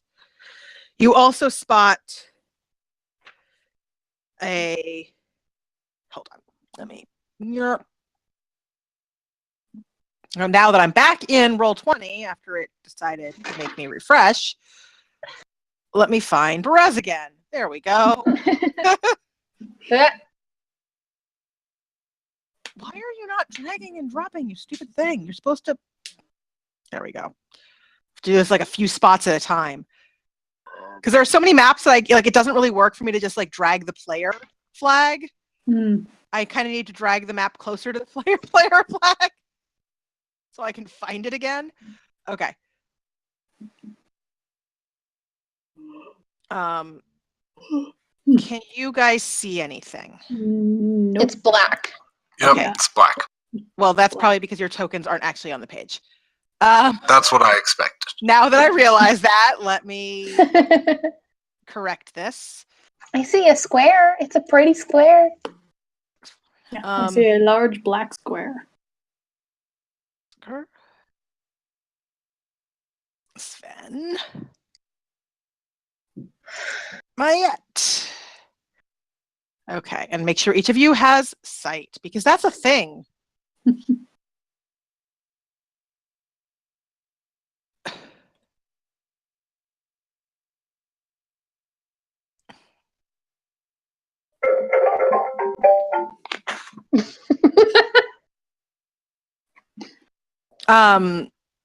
I can see. I was going to say, Mayette I can fight.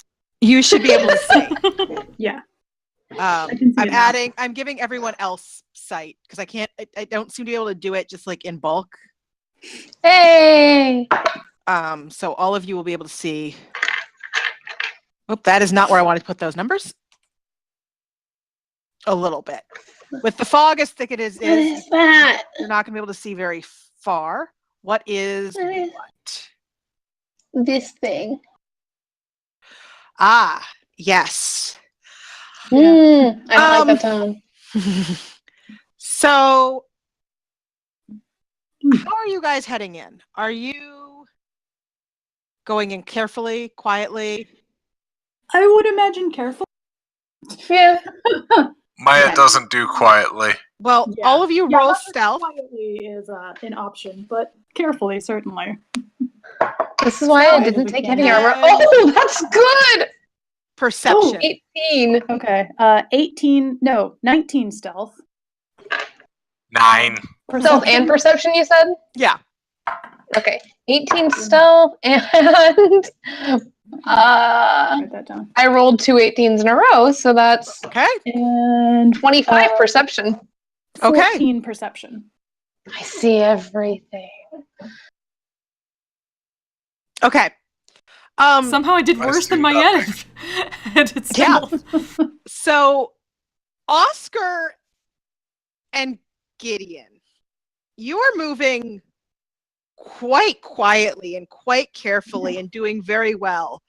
Unfortunately, Mayette's armor is that she's Clang, clang, Clang, clang, clang. clang, one, clang. she's clanking, and two, she keeps sort of getting stuck in the mud and having to like loosen herself. So that adds extra clanging. But I'm so focused on my stealth that I'm not paying attention to anything. Nope. Yeah, and I mean that's part of why your For perception this is so result. bad. Is you keep getting sucked into the mud, and so you're more focused on trying not to end up covered in mud than on much of anything else. Sven, you also keep getting sucked in the mud, but being your ever vigilant self, it doesn't quite lead to you not paying attention. It just means you going, oh no, oh no. She's paying attention so much to all of that stuff that she gets stuck in the mud. Yeah. And Oscar and Gideon are just like, well, Yep. you Oh no, it's just like Sven is on Mayette's back, keeping watch out, but she's mad because of yeah. Mayette's stuff, and it's like an Artax situation. Gideon and Sven. Gideon, you notice, and Sven, you actually noticed this like a second sooner, that there seem to be a lot of scarecrows here. Oh, we heard about this. Yeah, we heard have about this. the things about that. Do seem to. As of right now, they're just scarecrows. They don't seem to be doing anything. But yeah, you've heard, Sven specifically, you have heard rumors of and stories of scarecrows moving. And you're not so cool with that idea. No, not at all. Yeah, I didn't feel any concern about attributing that to Sven because she would not approve. One of the worst episodes of Are You Afraid of the Dark? Yeah. You also both notice ahead of you, up here, a strange ramshackle wooden hut on the stump of what was once an enormous tree. Oh, we're walking into Silent Hill Deliverance right now. Yeah. I'm sure Sven knows what Silent Hill Deliverance is. The rotting roots of the stump thrust up from the mire like legs of a giant. We might be stopping soon because apparently I can't read the word legs of a giant spider. You got most of it right. You just missed the L. Oscar, you see this as well. It's not super. I mean, it's foggy, so you're not seeing a lot of detail. Gideon and Sven are spotting a bit more. In fact, Gideon and Sven notice that there is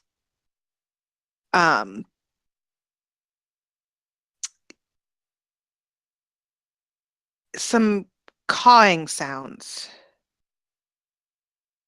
some squawking noises that seem to be coming from beyond the hut. Do we have a purpose here? Please tell me that's friendly were-ravens. I think the idea originally was to see if we could find out information on where our Yeah, that's the idea. that place is. Well, Argensvold. I think Argensvold. scarecrows are Argenvost. going to be very talkative. But Wait, what? I don't think the scarecrows are going to be very talkative. There's scarecrows? I didn't even see any. That would be because you're spending most of your time, stuck in the mud. trying to turn into a mud monster. Mud monsters are very stealthy, I think. Clearly not. Do not become Artax. Do not just go Actually, underneath the mud, and we warn you. I think the problem is that she's not becoming a mud monster because the mud would probably reduce the clanging of her armor. Yeah.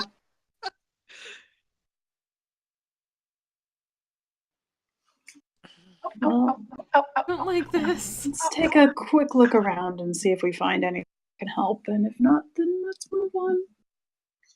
Okay. Yeah, good plan. Okay. So do all of you move forward as a group? Yes. Yes, I feel like we shouldn't. Sure. So I'm gonna cast guidance on Mayette and just go try to be a little quieter. okay. So where do you head? Do you head towards this hut? Do you head to look around for anything else? Where are you moving? Probably toward the hut. Yeah. Okay. I'm gonna stay back. Is that Alright. nope.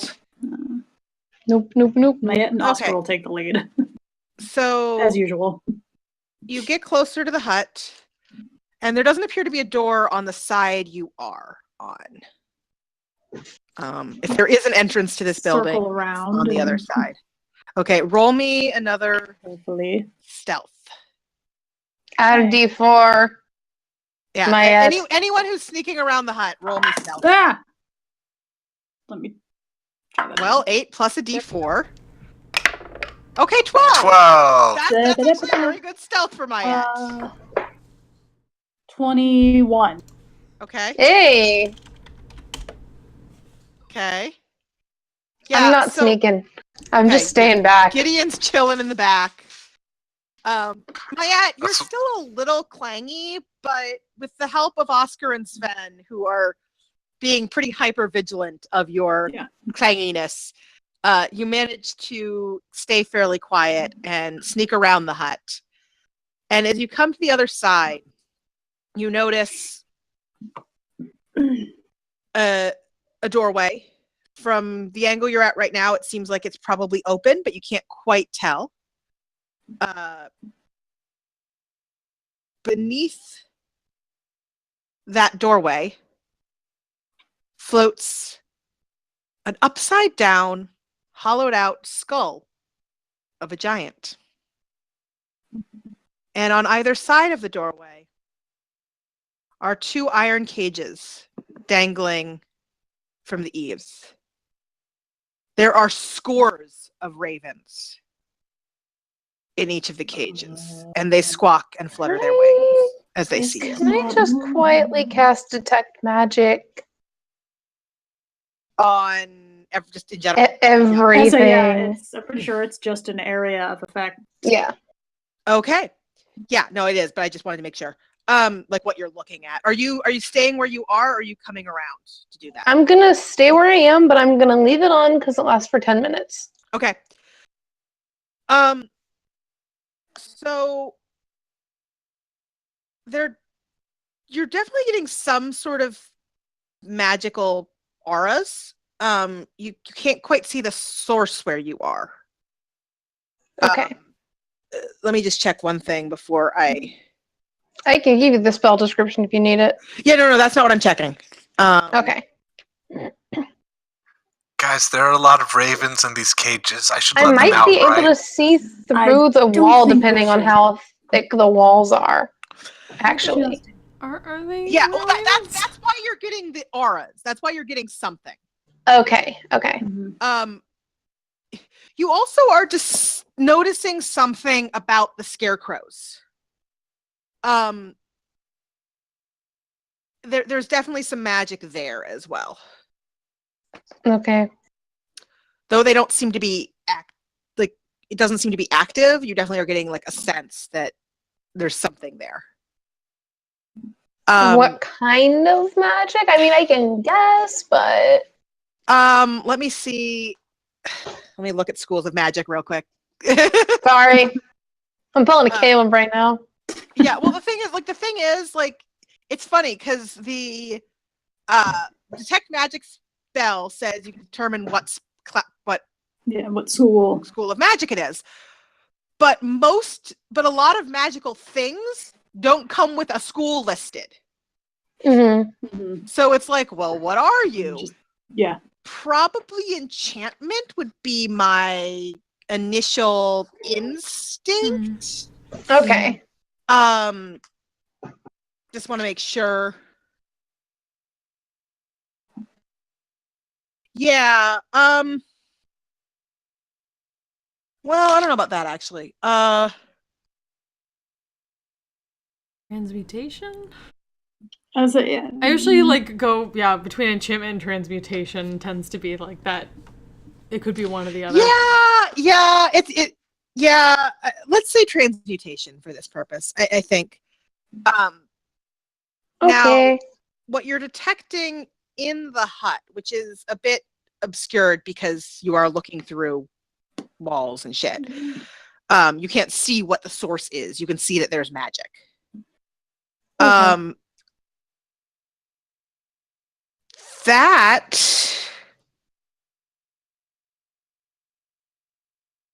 is a few things. So you definitely pick up on some enchantment in there, or illusion. Sorry, not enchantment, illusion. And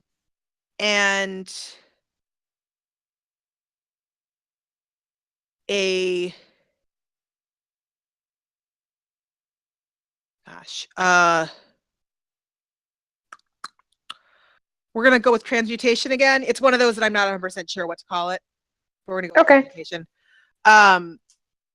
So you're picking up some transmutation. You're picking up some illusions. There's definitely a lot of magic around here. Okay.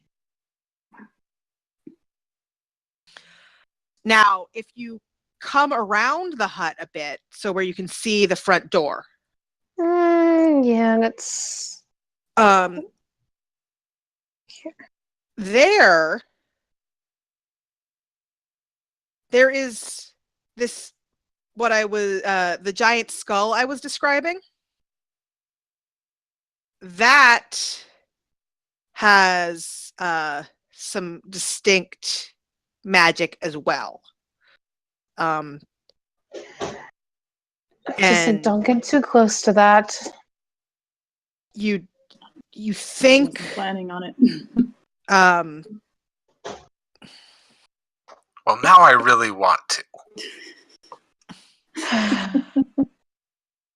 Why did I do this? Mayette's the type where you put a giant red button in front of her and she just has to press it. Oh dear. Red is my favorite color. What's a button? That's a terrible idea. Please do not press. No, you can press any red buttons you want, Mayette. That is your prerogative.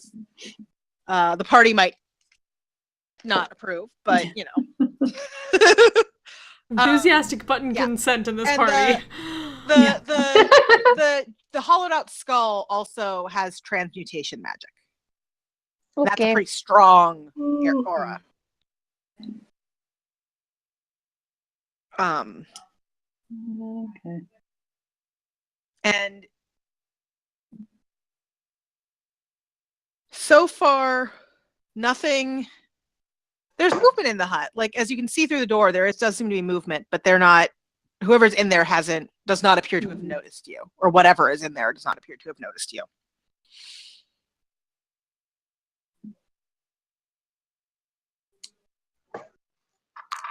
Should I go up and knock on the door, or do we think that's a terrible idea? Absolutely not. That may be an idea.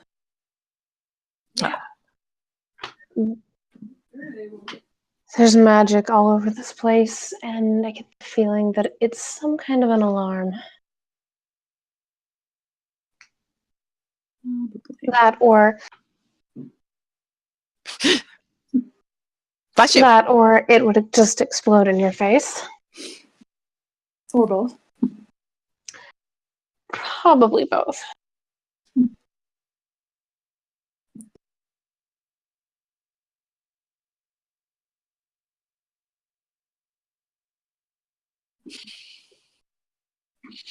So what do you do?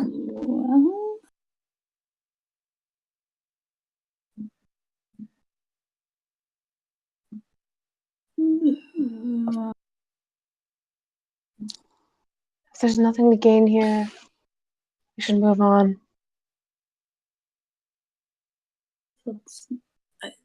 why don't we put a pin in this and take a look around the rest of the We have literally no idea where Argon Vostolt is. I love the fact that they named this a thing in a way that no one could pronounce. Like, We have no idea where or what Somehow I don't Arganavustaga is. Yeah, somehow I don't think the crows are planning on telling you where it is. Oh, there's movement inside. Someone might be in there who can help.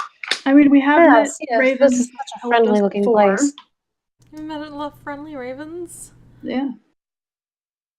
Well, they might have a map in there that can help if they're not friendly. Like, are these ravens or they? They're ravens. Okay. You recognize them as ravens. They are ravens, not. Okay, so they're just sitting. Far as any of you can tell, yes, they are ravens. They don't appear to be were-ravens. That doesn't mean they wouldn't be friendly. It just means they're probably not people. Okay. Probably not naked bird people. Yeah. They are probably not more naked birdmen. Why don't we take a look, see if we can find clues anywhere else? If not, then we come back and we knock on the door. Okay. Why? We have no idea where this dragon place is, so I highly doubt we're going wandering to the forest blindly. Isn't this the place that they talked about We with could the gem? have gone somewhere with more people. Maybe? Yeah, there was something about this. Was this where Yeah, the this other is gem where the other gem was. Okay. Yeah. Well, there's probably a hag around, and then And- the scarecrows. Oh, we know how to deal with hags. The woman was related to Strahd stuff. She was The midwife thing- to his Midwife. midwife. That was the word I was She blanking thinks on. of him as she considers her his mother, herself. Yeah. His There mother. was something about look toward the mother's tomb. Yes. That would probably be. Well, Do we want to investigate? she may have something. She may know something about Rivanova, though. His actual mother, which could lead that way. I mean, I don't think she's gonna talk, but it's so annoying not We being can ask able to. nicely. It's so annoying not being able to say this stuff in character anymore because I have all these notes that Gideon doesn't know shit about. Like, I want to be useful, but I can't say any of this in character. Well, Let's pretend Maya told Gideon everything she we knew probably about would've the followed it up on- I mean, to be fair, yeah. you have been traveling for several days, so So, yeah, you we wouldn't probably necessarily would've know caught Gideon things up that the on rest of the most of the party stuff. wouldn't think to tell you. You probably know more now. We than gave you Alvy's diary Yeah. because we're good friends. Yeah. Probably the most confusing diary ever. Conveniently, there are so many flying unicorns doodled in it. Really fat ones. Pretty leaves. Yes, absolutely. Some pressed flowers. I say, Mostly just actual leaves shoved in there. There's not even anything remarkable about them. They're just leaves. Alva liked them. That's remarkable. That's canon. That's absolutely canon. So, all right. So you guys wander away from the hut, I assume. Where do you head? For now. I mean, do we want to try the graveyard? Do we want to try the That looks the church? most interesting. Yeah. I find interesting. Oh God, we're all going to die. Okay, well, as you move that direction, and Sven mutters, "Oh God, we're all gonna die." I'm gonna hang back from the group about this much wherever they move to. Okay. Head towards. Gideon, as you hang back, and Sven, you're a little more further ahead and more distracted. You do notice, Gideon, that off to the east, across the river, there appears to be a circle of stones and a light shining from over there.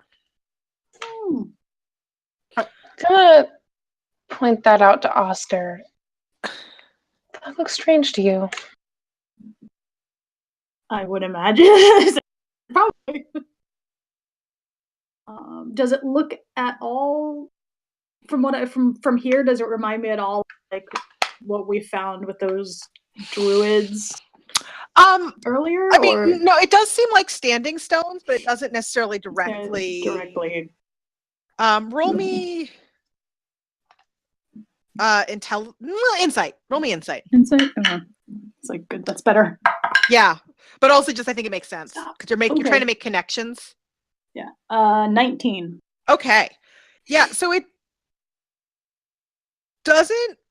That was much rougher and bigger, right? So this is a very fairly small circle of standing stones, though they're as far as you can tell from where you are, and you're a ways away, right? But it looks like an almost perfect circle. This is not a naturally occurring collection of stones. Is this here? No, this is across the river. So you spotted it before you headed that way. I'm gonna get down here just where I might have a slightly better eye on it then, and I'm still within range of the group. Now that down there that you were headed towards, that is what appears to be the remains of a mansion that was built on slightly higher grounds. You're going a little uphill as you approach. It's now just a pile of stones and rotting timber with empty arched windows. And to the south is an untamed garden surrounded by broken walls. East, which is this area here, there's a crude wooden fence forming a circular yard in which several goats are penned. On top of the fence posts are what appear to be human skulls.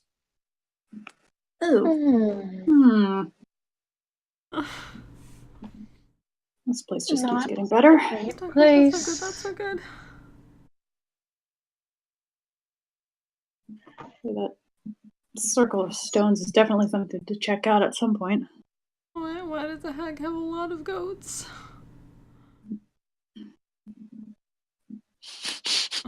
Why does the hag have a lot of goats? Would I know? Would Oscar know? Because she likes goat's milk. I get advantage on intelligence checks to track. Wait, goat intelligence, yes. If I were to step up maybe like here, would I be able to get a better sight on it? Yeah, roll me a perception. I can't roll very well now. Oh. That's like the third 18 I've rolled tonight, so that's 25 again. Yeah, so you peer through the fog and you squint and you make a real effort to see what's going on over there. And it's a circle of standing stones, moss covered, heights, pretty tall, 15 to 18 feet, but not a big circle. A couple of them lean inward. And you notice with that very high roll that the light seems to be coming from a lantern. And the lantern appears to be held by what looks from this distance like a peasant woman who is hiding behind, or doing, mostly hiding behind one of the stones. So she seemed to have noticed us. No. As far as you can tell, she has not noticed you.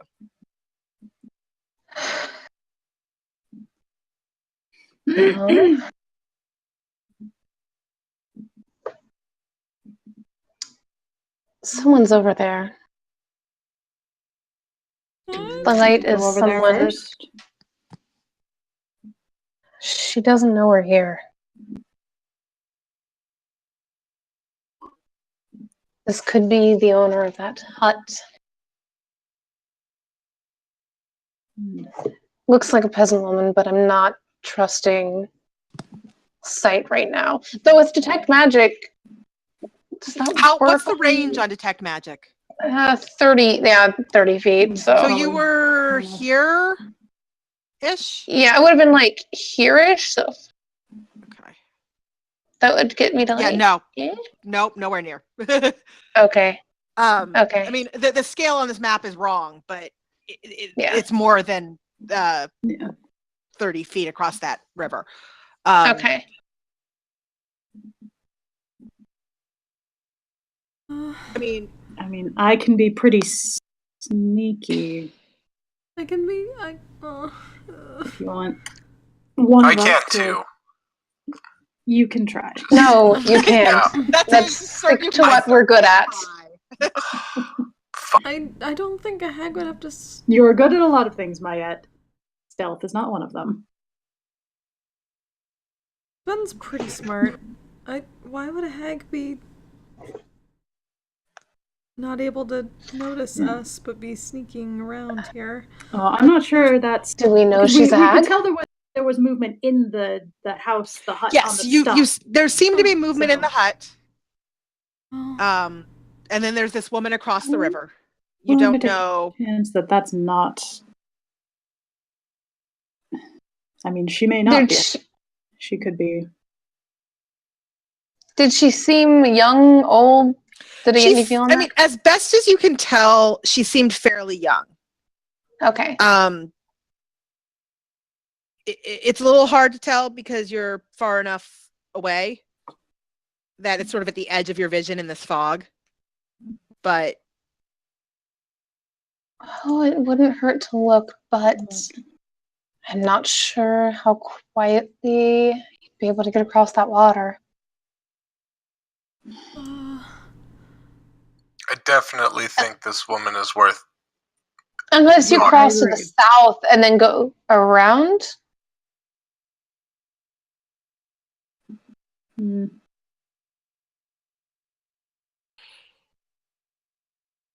I don't like leaving something like that behind How far us. across is... So, I mean, it's. I am totally. Can you mark like a circle on here or something? Give us an idea. Let me figure this out. Because for the sake of things making sense, I'm playing a little fast and loose with what the scale of this is supposed to be. Because if I follow what the scale of it is supposed to be, then there's a lot of things that, like, these map scales don't make sense. So each square is basically 15 feet. So for my purposes, so 15. So you're getting close to 100 feet across that river. That's far. Yeah, I mean, it's a big river. This is not like a small creek. This is a major river. I don't have any way to make it easier to get across there either.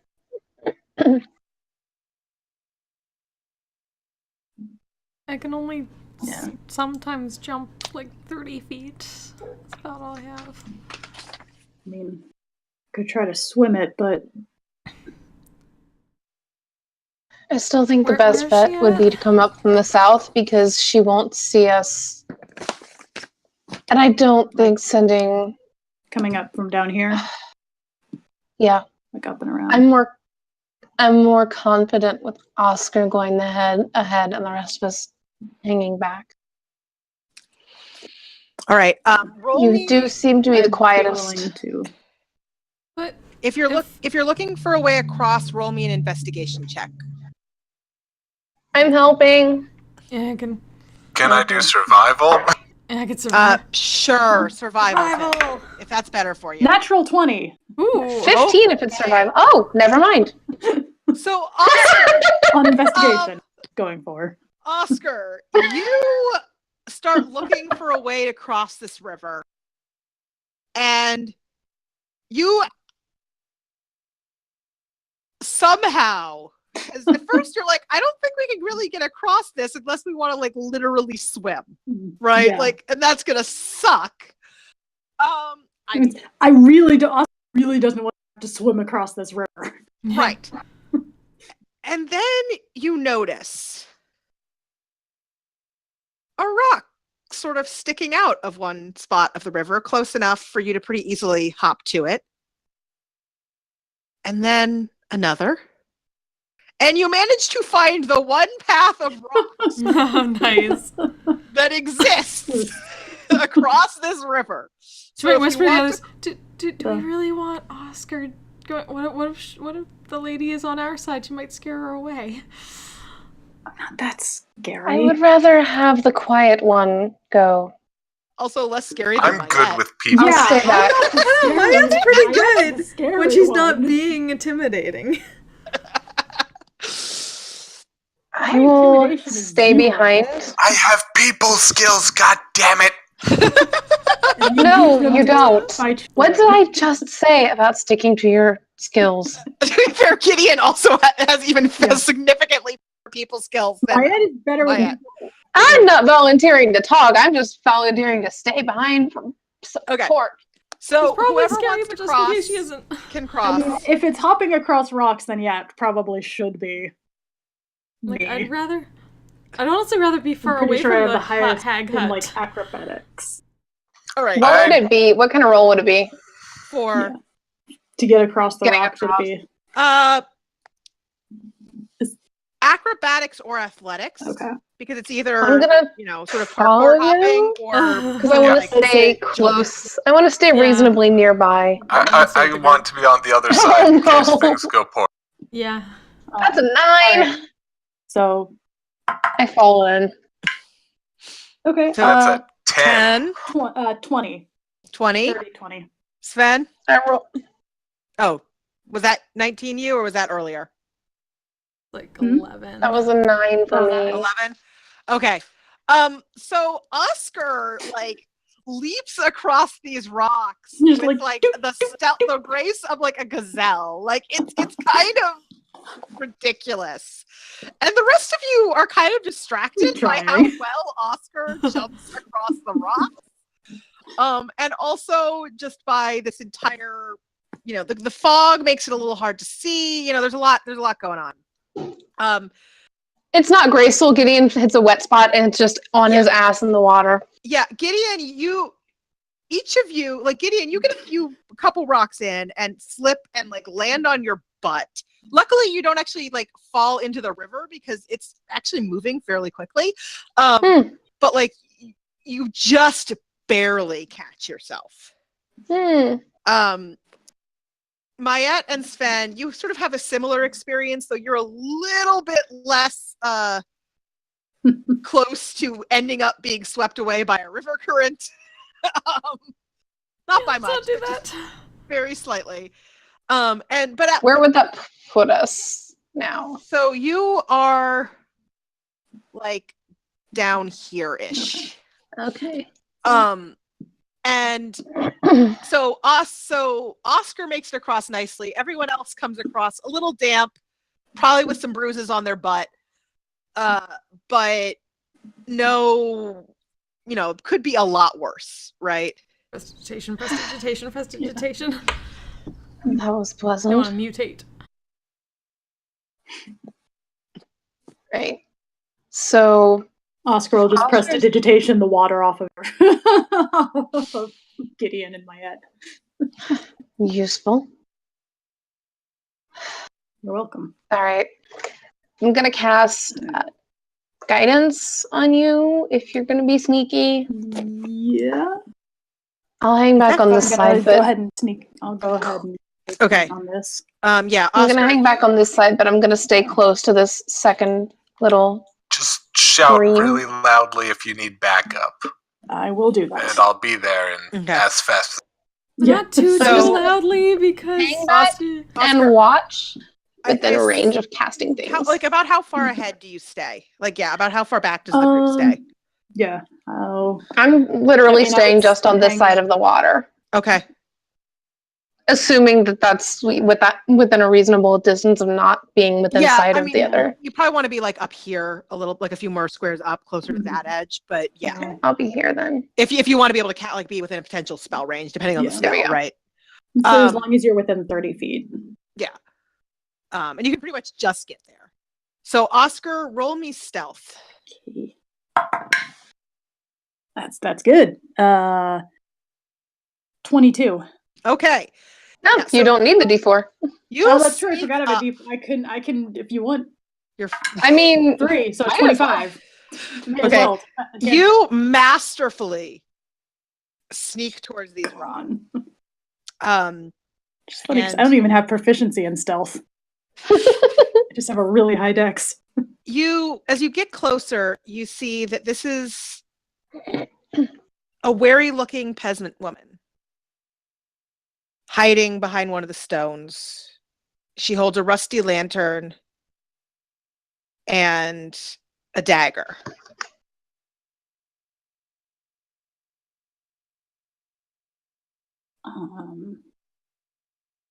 Does she seem like she might be some kind of, having encountered hags and like fae and stuff you like get- that?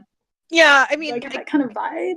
guess insight, I guess. I almost brought detect good and evil. Oh. and I did not. Huh? Would Gideon still have detect magic up? Yes, It's 10 minutes. it's a Okay. 10-minute spell, Yeah. so So probably. So Oscar, you don't know this, but Gideon, she doesn't seem magic from your, like, there's nothing giving off. I feel like I would have mentioned that as soon as I got within sight, so probably right before Oscar went across. Fair. Oscar, what was your insight? 11. I had to think for a second. As far as you can tell, she does not seem like a hag or some other fae being of questionable trustworthiness. Yeah. What do you do?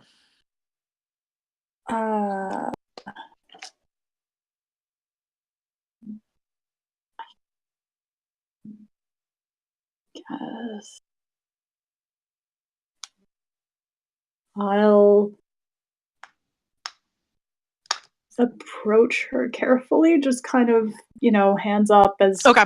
non-threatening as possible, and just be like, When you stop trying to like hide from her sight and she Yeah. does finally spot you, she startles because you sort of appeared out of up nowhere. here. You are ninja. And she's like, Very fancy ninja. "Who are you?" My name is Oscar. I'm not here to hurt you. Or can I ask what you're hiding from? I can make a reasonable guess. What She looks around a little. But- Are you you're doing here? alone? You alone? Do I like?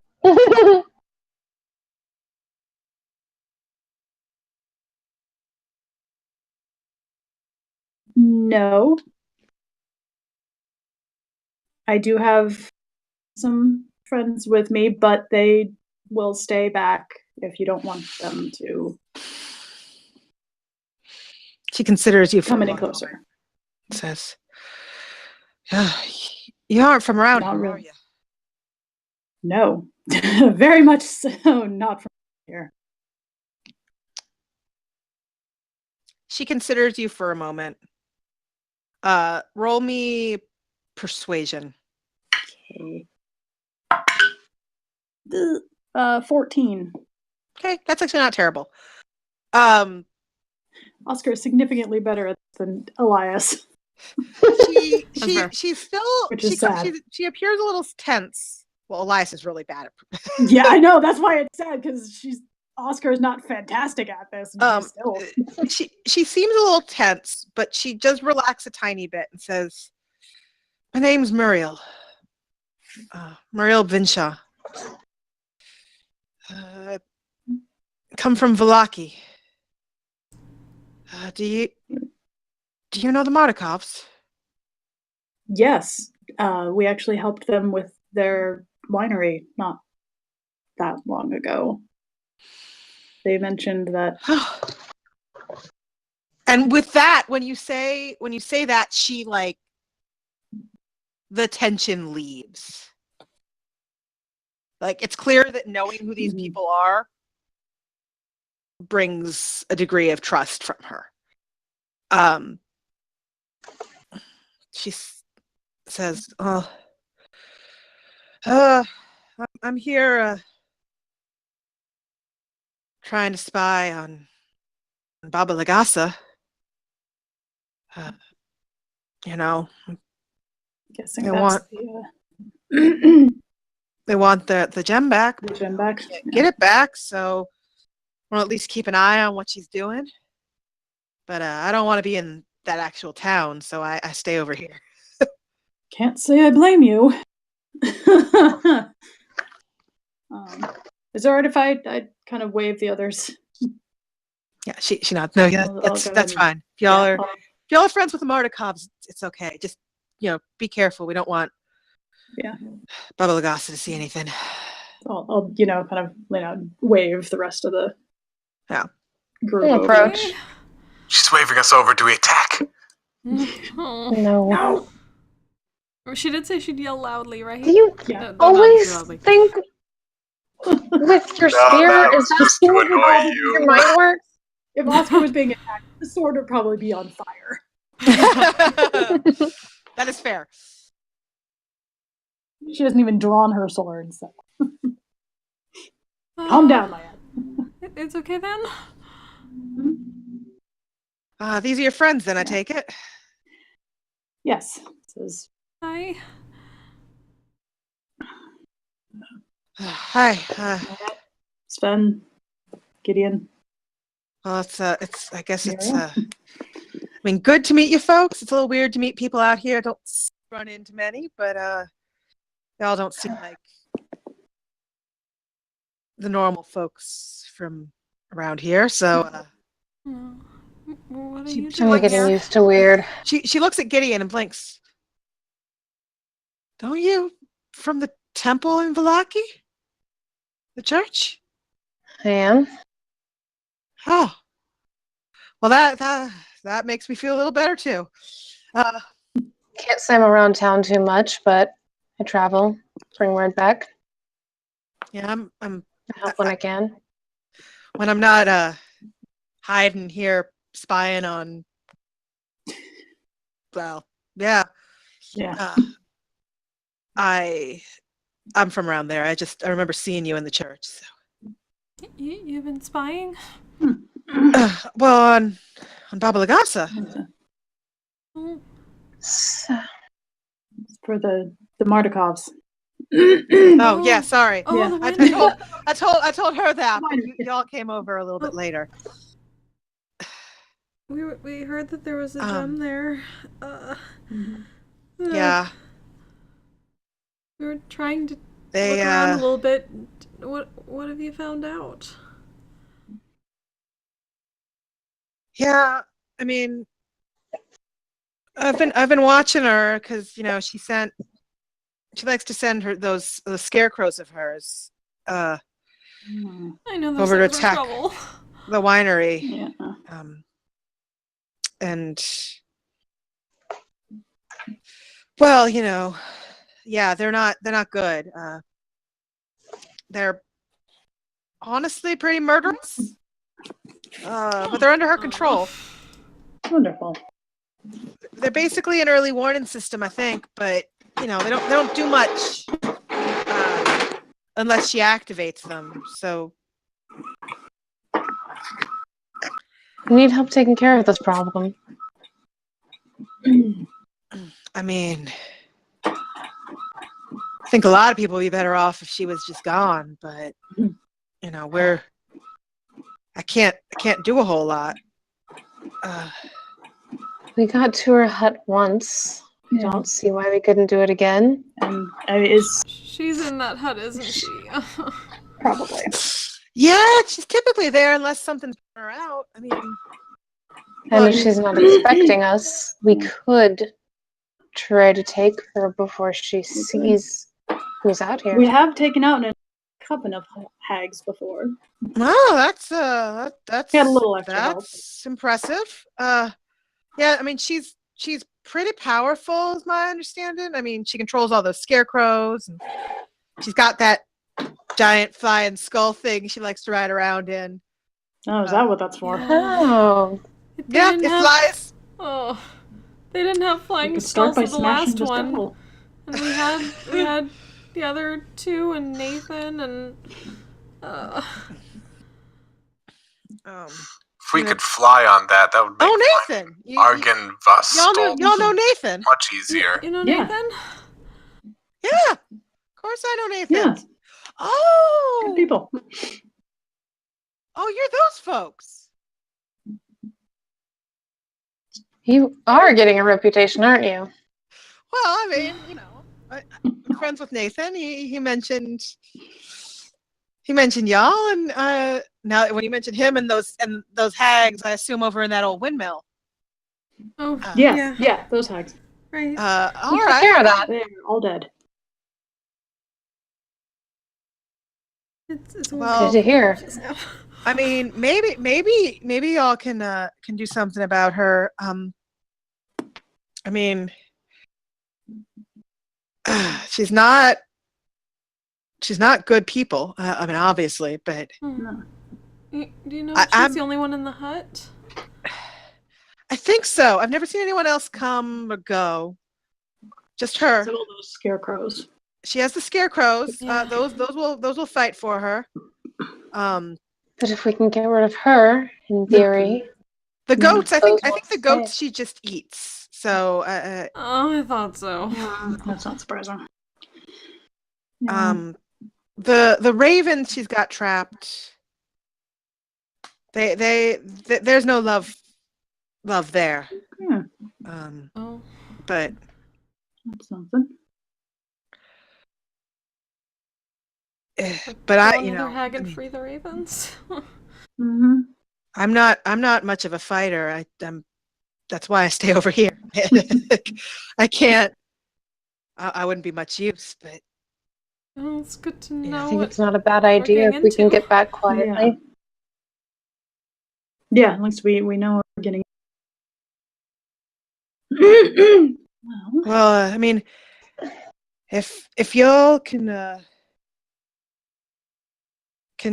do something, I mean, it'd be great. But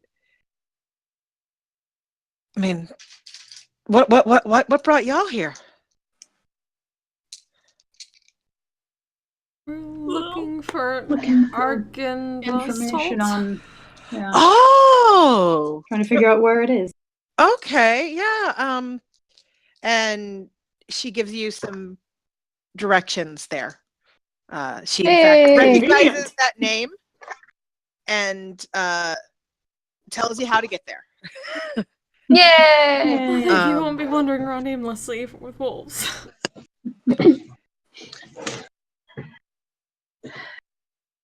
Do things change here much day to day? I mean, not a whole lot. She likes to fly around in that skull of hers, but there's no one else here, so it's just sort of her. I get the sense I'm afraid to get too close, but I get the sense that she's just sort of living in her own head, if you know what I mean. All right, more we want to crazy take care of people. this. Yeah. If we want to take care of this, I have some ideas, but nothing that I could do today. Well, I mean, By which I mean You dropping can't- silence or spirit guardians straight outside her doors to either stop her from casting shit or make her take lots of damage the Yeah. second she steps out. I am Fair. always a fan of spirit guardians. I did not pack that, so Well, we could camp here, make sure we're prepared. yeah, I mean, I wouldn't Go want in you to the morning? Wouldn't want y'all to go in unprepared. So not a think that bad would be for the idea best. to Level spend up. the night keeping an eye on things. yeah, and you can level up. That too. That too. Let's And do also, that. and I mean, also to be honest, like we need to draw it to a close. Yeah. Yeah, it's 10. Yeah. Yeah. Yeah, I'm liking the spirit guardians on the doorstep thing. Yeah. Okay. So we're gonna camp here. Camp here. Yay! Fun. In the marsh. Yeah. That was annoying. Wait. Hmm? Okay, good. My audio did something weird. Yeah. I leave. That's why I did this. Is because I was like, I can't hear you guys. So yeah, I think we're gonna camp. Level up, level up. Yes. Prepare. So we will Going in the morning. yeah, we will call that here mostly because one, it's a good stopping point, and two, it's 10 o'clock and I have work in the morning. Yeah. And so do other people. So Yeah. Level up. and that gives you the chance to level up before you potentially fight a powerful hag. Yeah. Trisha, What? are we re-rolling ones on HP? Yes, you can roll ones. Re-roll ones on HP. That's why I take That's a average. 5. I you know, there's a number of Matt Mercer rules that really make a lot of sense, and not making players take ones on HP is one of them. Wait, when I leveled up, my HP changed, and it wasn't supposed to change yet. What's my con? It adds your D&D Beyond adds your con modifier automatically, and then you. Okay.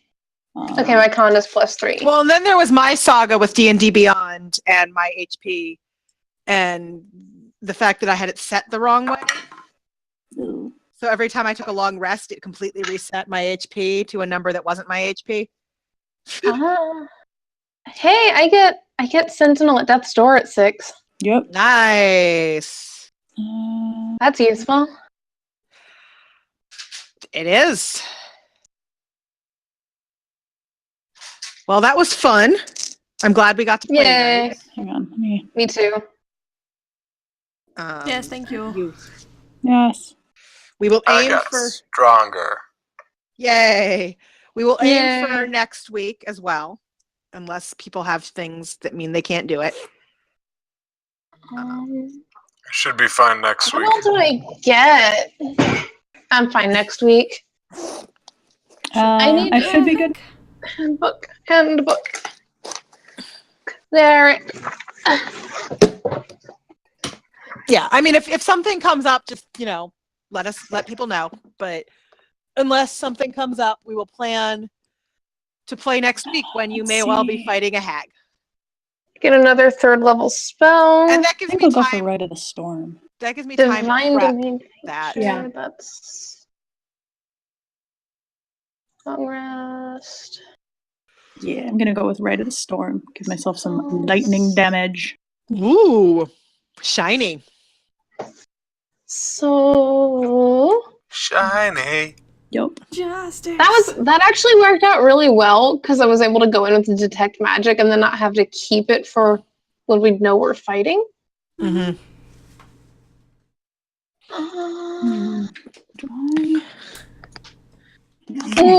Protection from evil and good is really good right now. It is a really also that has would be a that. good one to prepare. Sven can technically double Here, it. have disadvantage on everything. Yeah, that would be a good one to prepare I'm for taking that. this. Or actually, nah, Sven will probably want to do haste on people.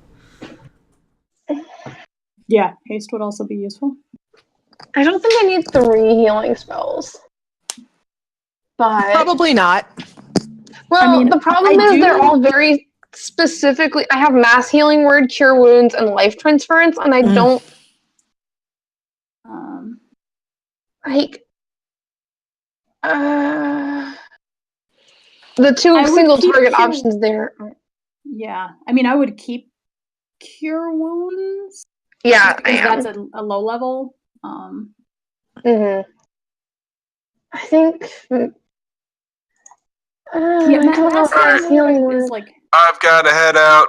Okay. Fun playing with you all. You're all Alright. awesome, and I love you. Take care and have fun. Yes, Yep, same. later. And I need to get you a Yep. Christmas present. Yup. Yeah, Good night. eventually. Good night, everyone. Bye. You need to come here and we watched Right. Ray Earth. That too.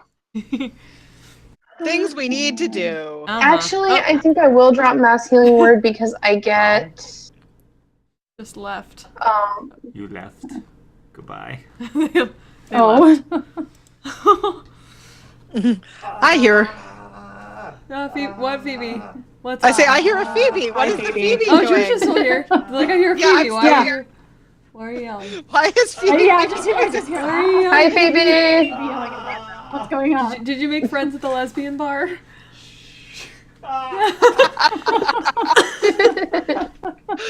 There's apparently a really good queer bar in Adams Morgan that I'm going to.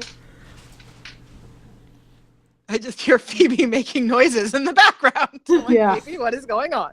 Yep. Why is that a 3rd level spell? Holy shit. What? What? A water walk. Oh, Oh, yeah. yeah. Water walk is. 3rd level Jesus. Yep.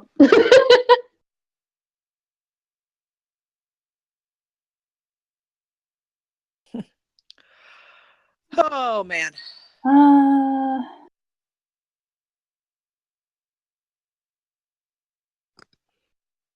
There we go. That's not what I want. I want annual. There we go. Yeah, I'm definitely taking Spirit Guardians. That's nice. Yeah. I dropped Mass Healing Word because I have bonus action Spare the Dying if need be. Yeah. Makes sense. Makes Yeah. sense. Like, Well, and, you know, we're not a huge part. You guys aren't a huge part. Yeah. So. that's why, like, for our other group, like, I've been keeping Mass Healing Word prepared because we are such a big group. It's nice Yeah. to be able to, and I can Yeah. get the entire party with that. Yeah, and that's been really clutch a few times. Yeah. Right, but when you only have 4 people, it's a little Yeah. less. I mean, it's still useful, but if you're going to drop one, you know, if you're going to drop it in one scenario, I definitely say in the scenario where you only have 4 people.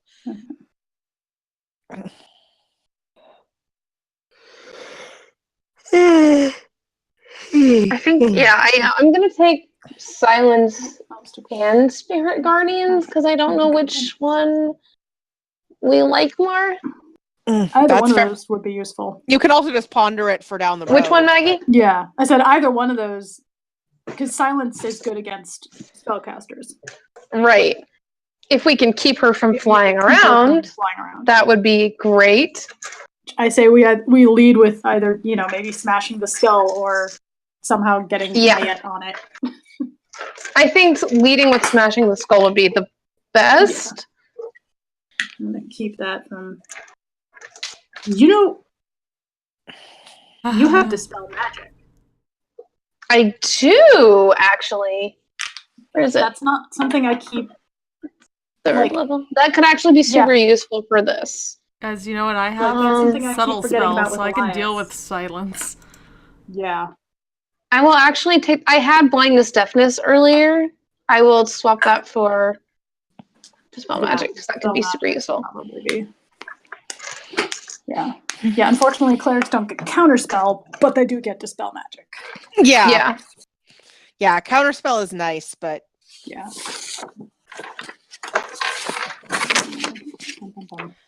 I mean, bards only get counterspell because magical secrets. So if Lyria were a lore bard, she wouldn't have it yet because she wouldn't have magical secrets yet. But it's also nice on bards because they get to add Jack of all trades. Yeah. Because it's a skill check. Yeah. It's just such an interesting fact. Like, Yeah. Okay, this is a skill check you can't be proficient in unless you're a specific type of wizard. Yeah. I mean, I think that's probably why Scanlan was so good at counterspelling. Well, no, I did some poking, I did some reading online, and yeah, I mean, generally, there's like one type of wizard. I'd have to look up which school it is, and then abjuration. Abjuration. Yeah, Molly. probably abjuration, Because they're all about protecting and then summoning. they're the best at counterspelling. Yeah. But then bards are also, excellent because they get jack of all trades. Mm-hmm. So whenever you have to roll for a counterspell, it's a lot easier to make that check because jack of all trades. Dice bag is hiding. Yeah, actually, because I think it was like when I've looked at potentially maybe playing a wizard sometime. I know School of the Abjuration was one of the schools I was looking at because that's an interesting. Yeah, that'd be for an interesting character, I think. It would. I've never seen someone play an Abjuration wizard. It's like you don't see them a lot because it's very much support. Yeah, and not everyone wants to play support, but support is fun. Yeah. I'm liking, what I can do with Gideon. I'm taking a very supporty skill set with him. Yeah, well, I mean, I've got Weary is built mostly for support-esque things. Mm-hmm. Like she's not quite the same kind of support as like a support cleric because they have access to more standard support, but Grave Domain is fantastic for support. Yeah. And Gideon's doing a little bit of support and a little bit of attack just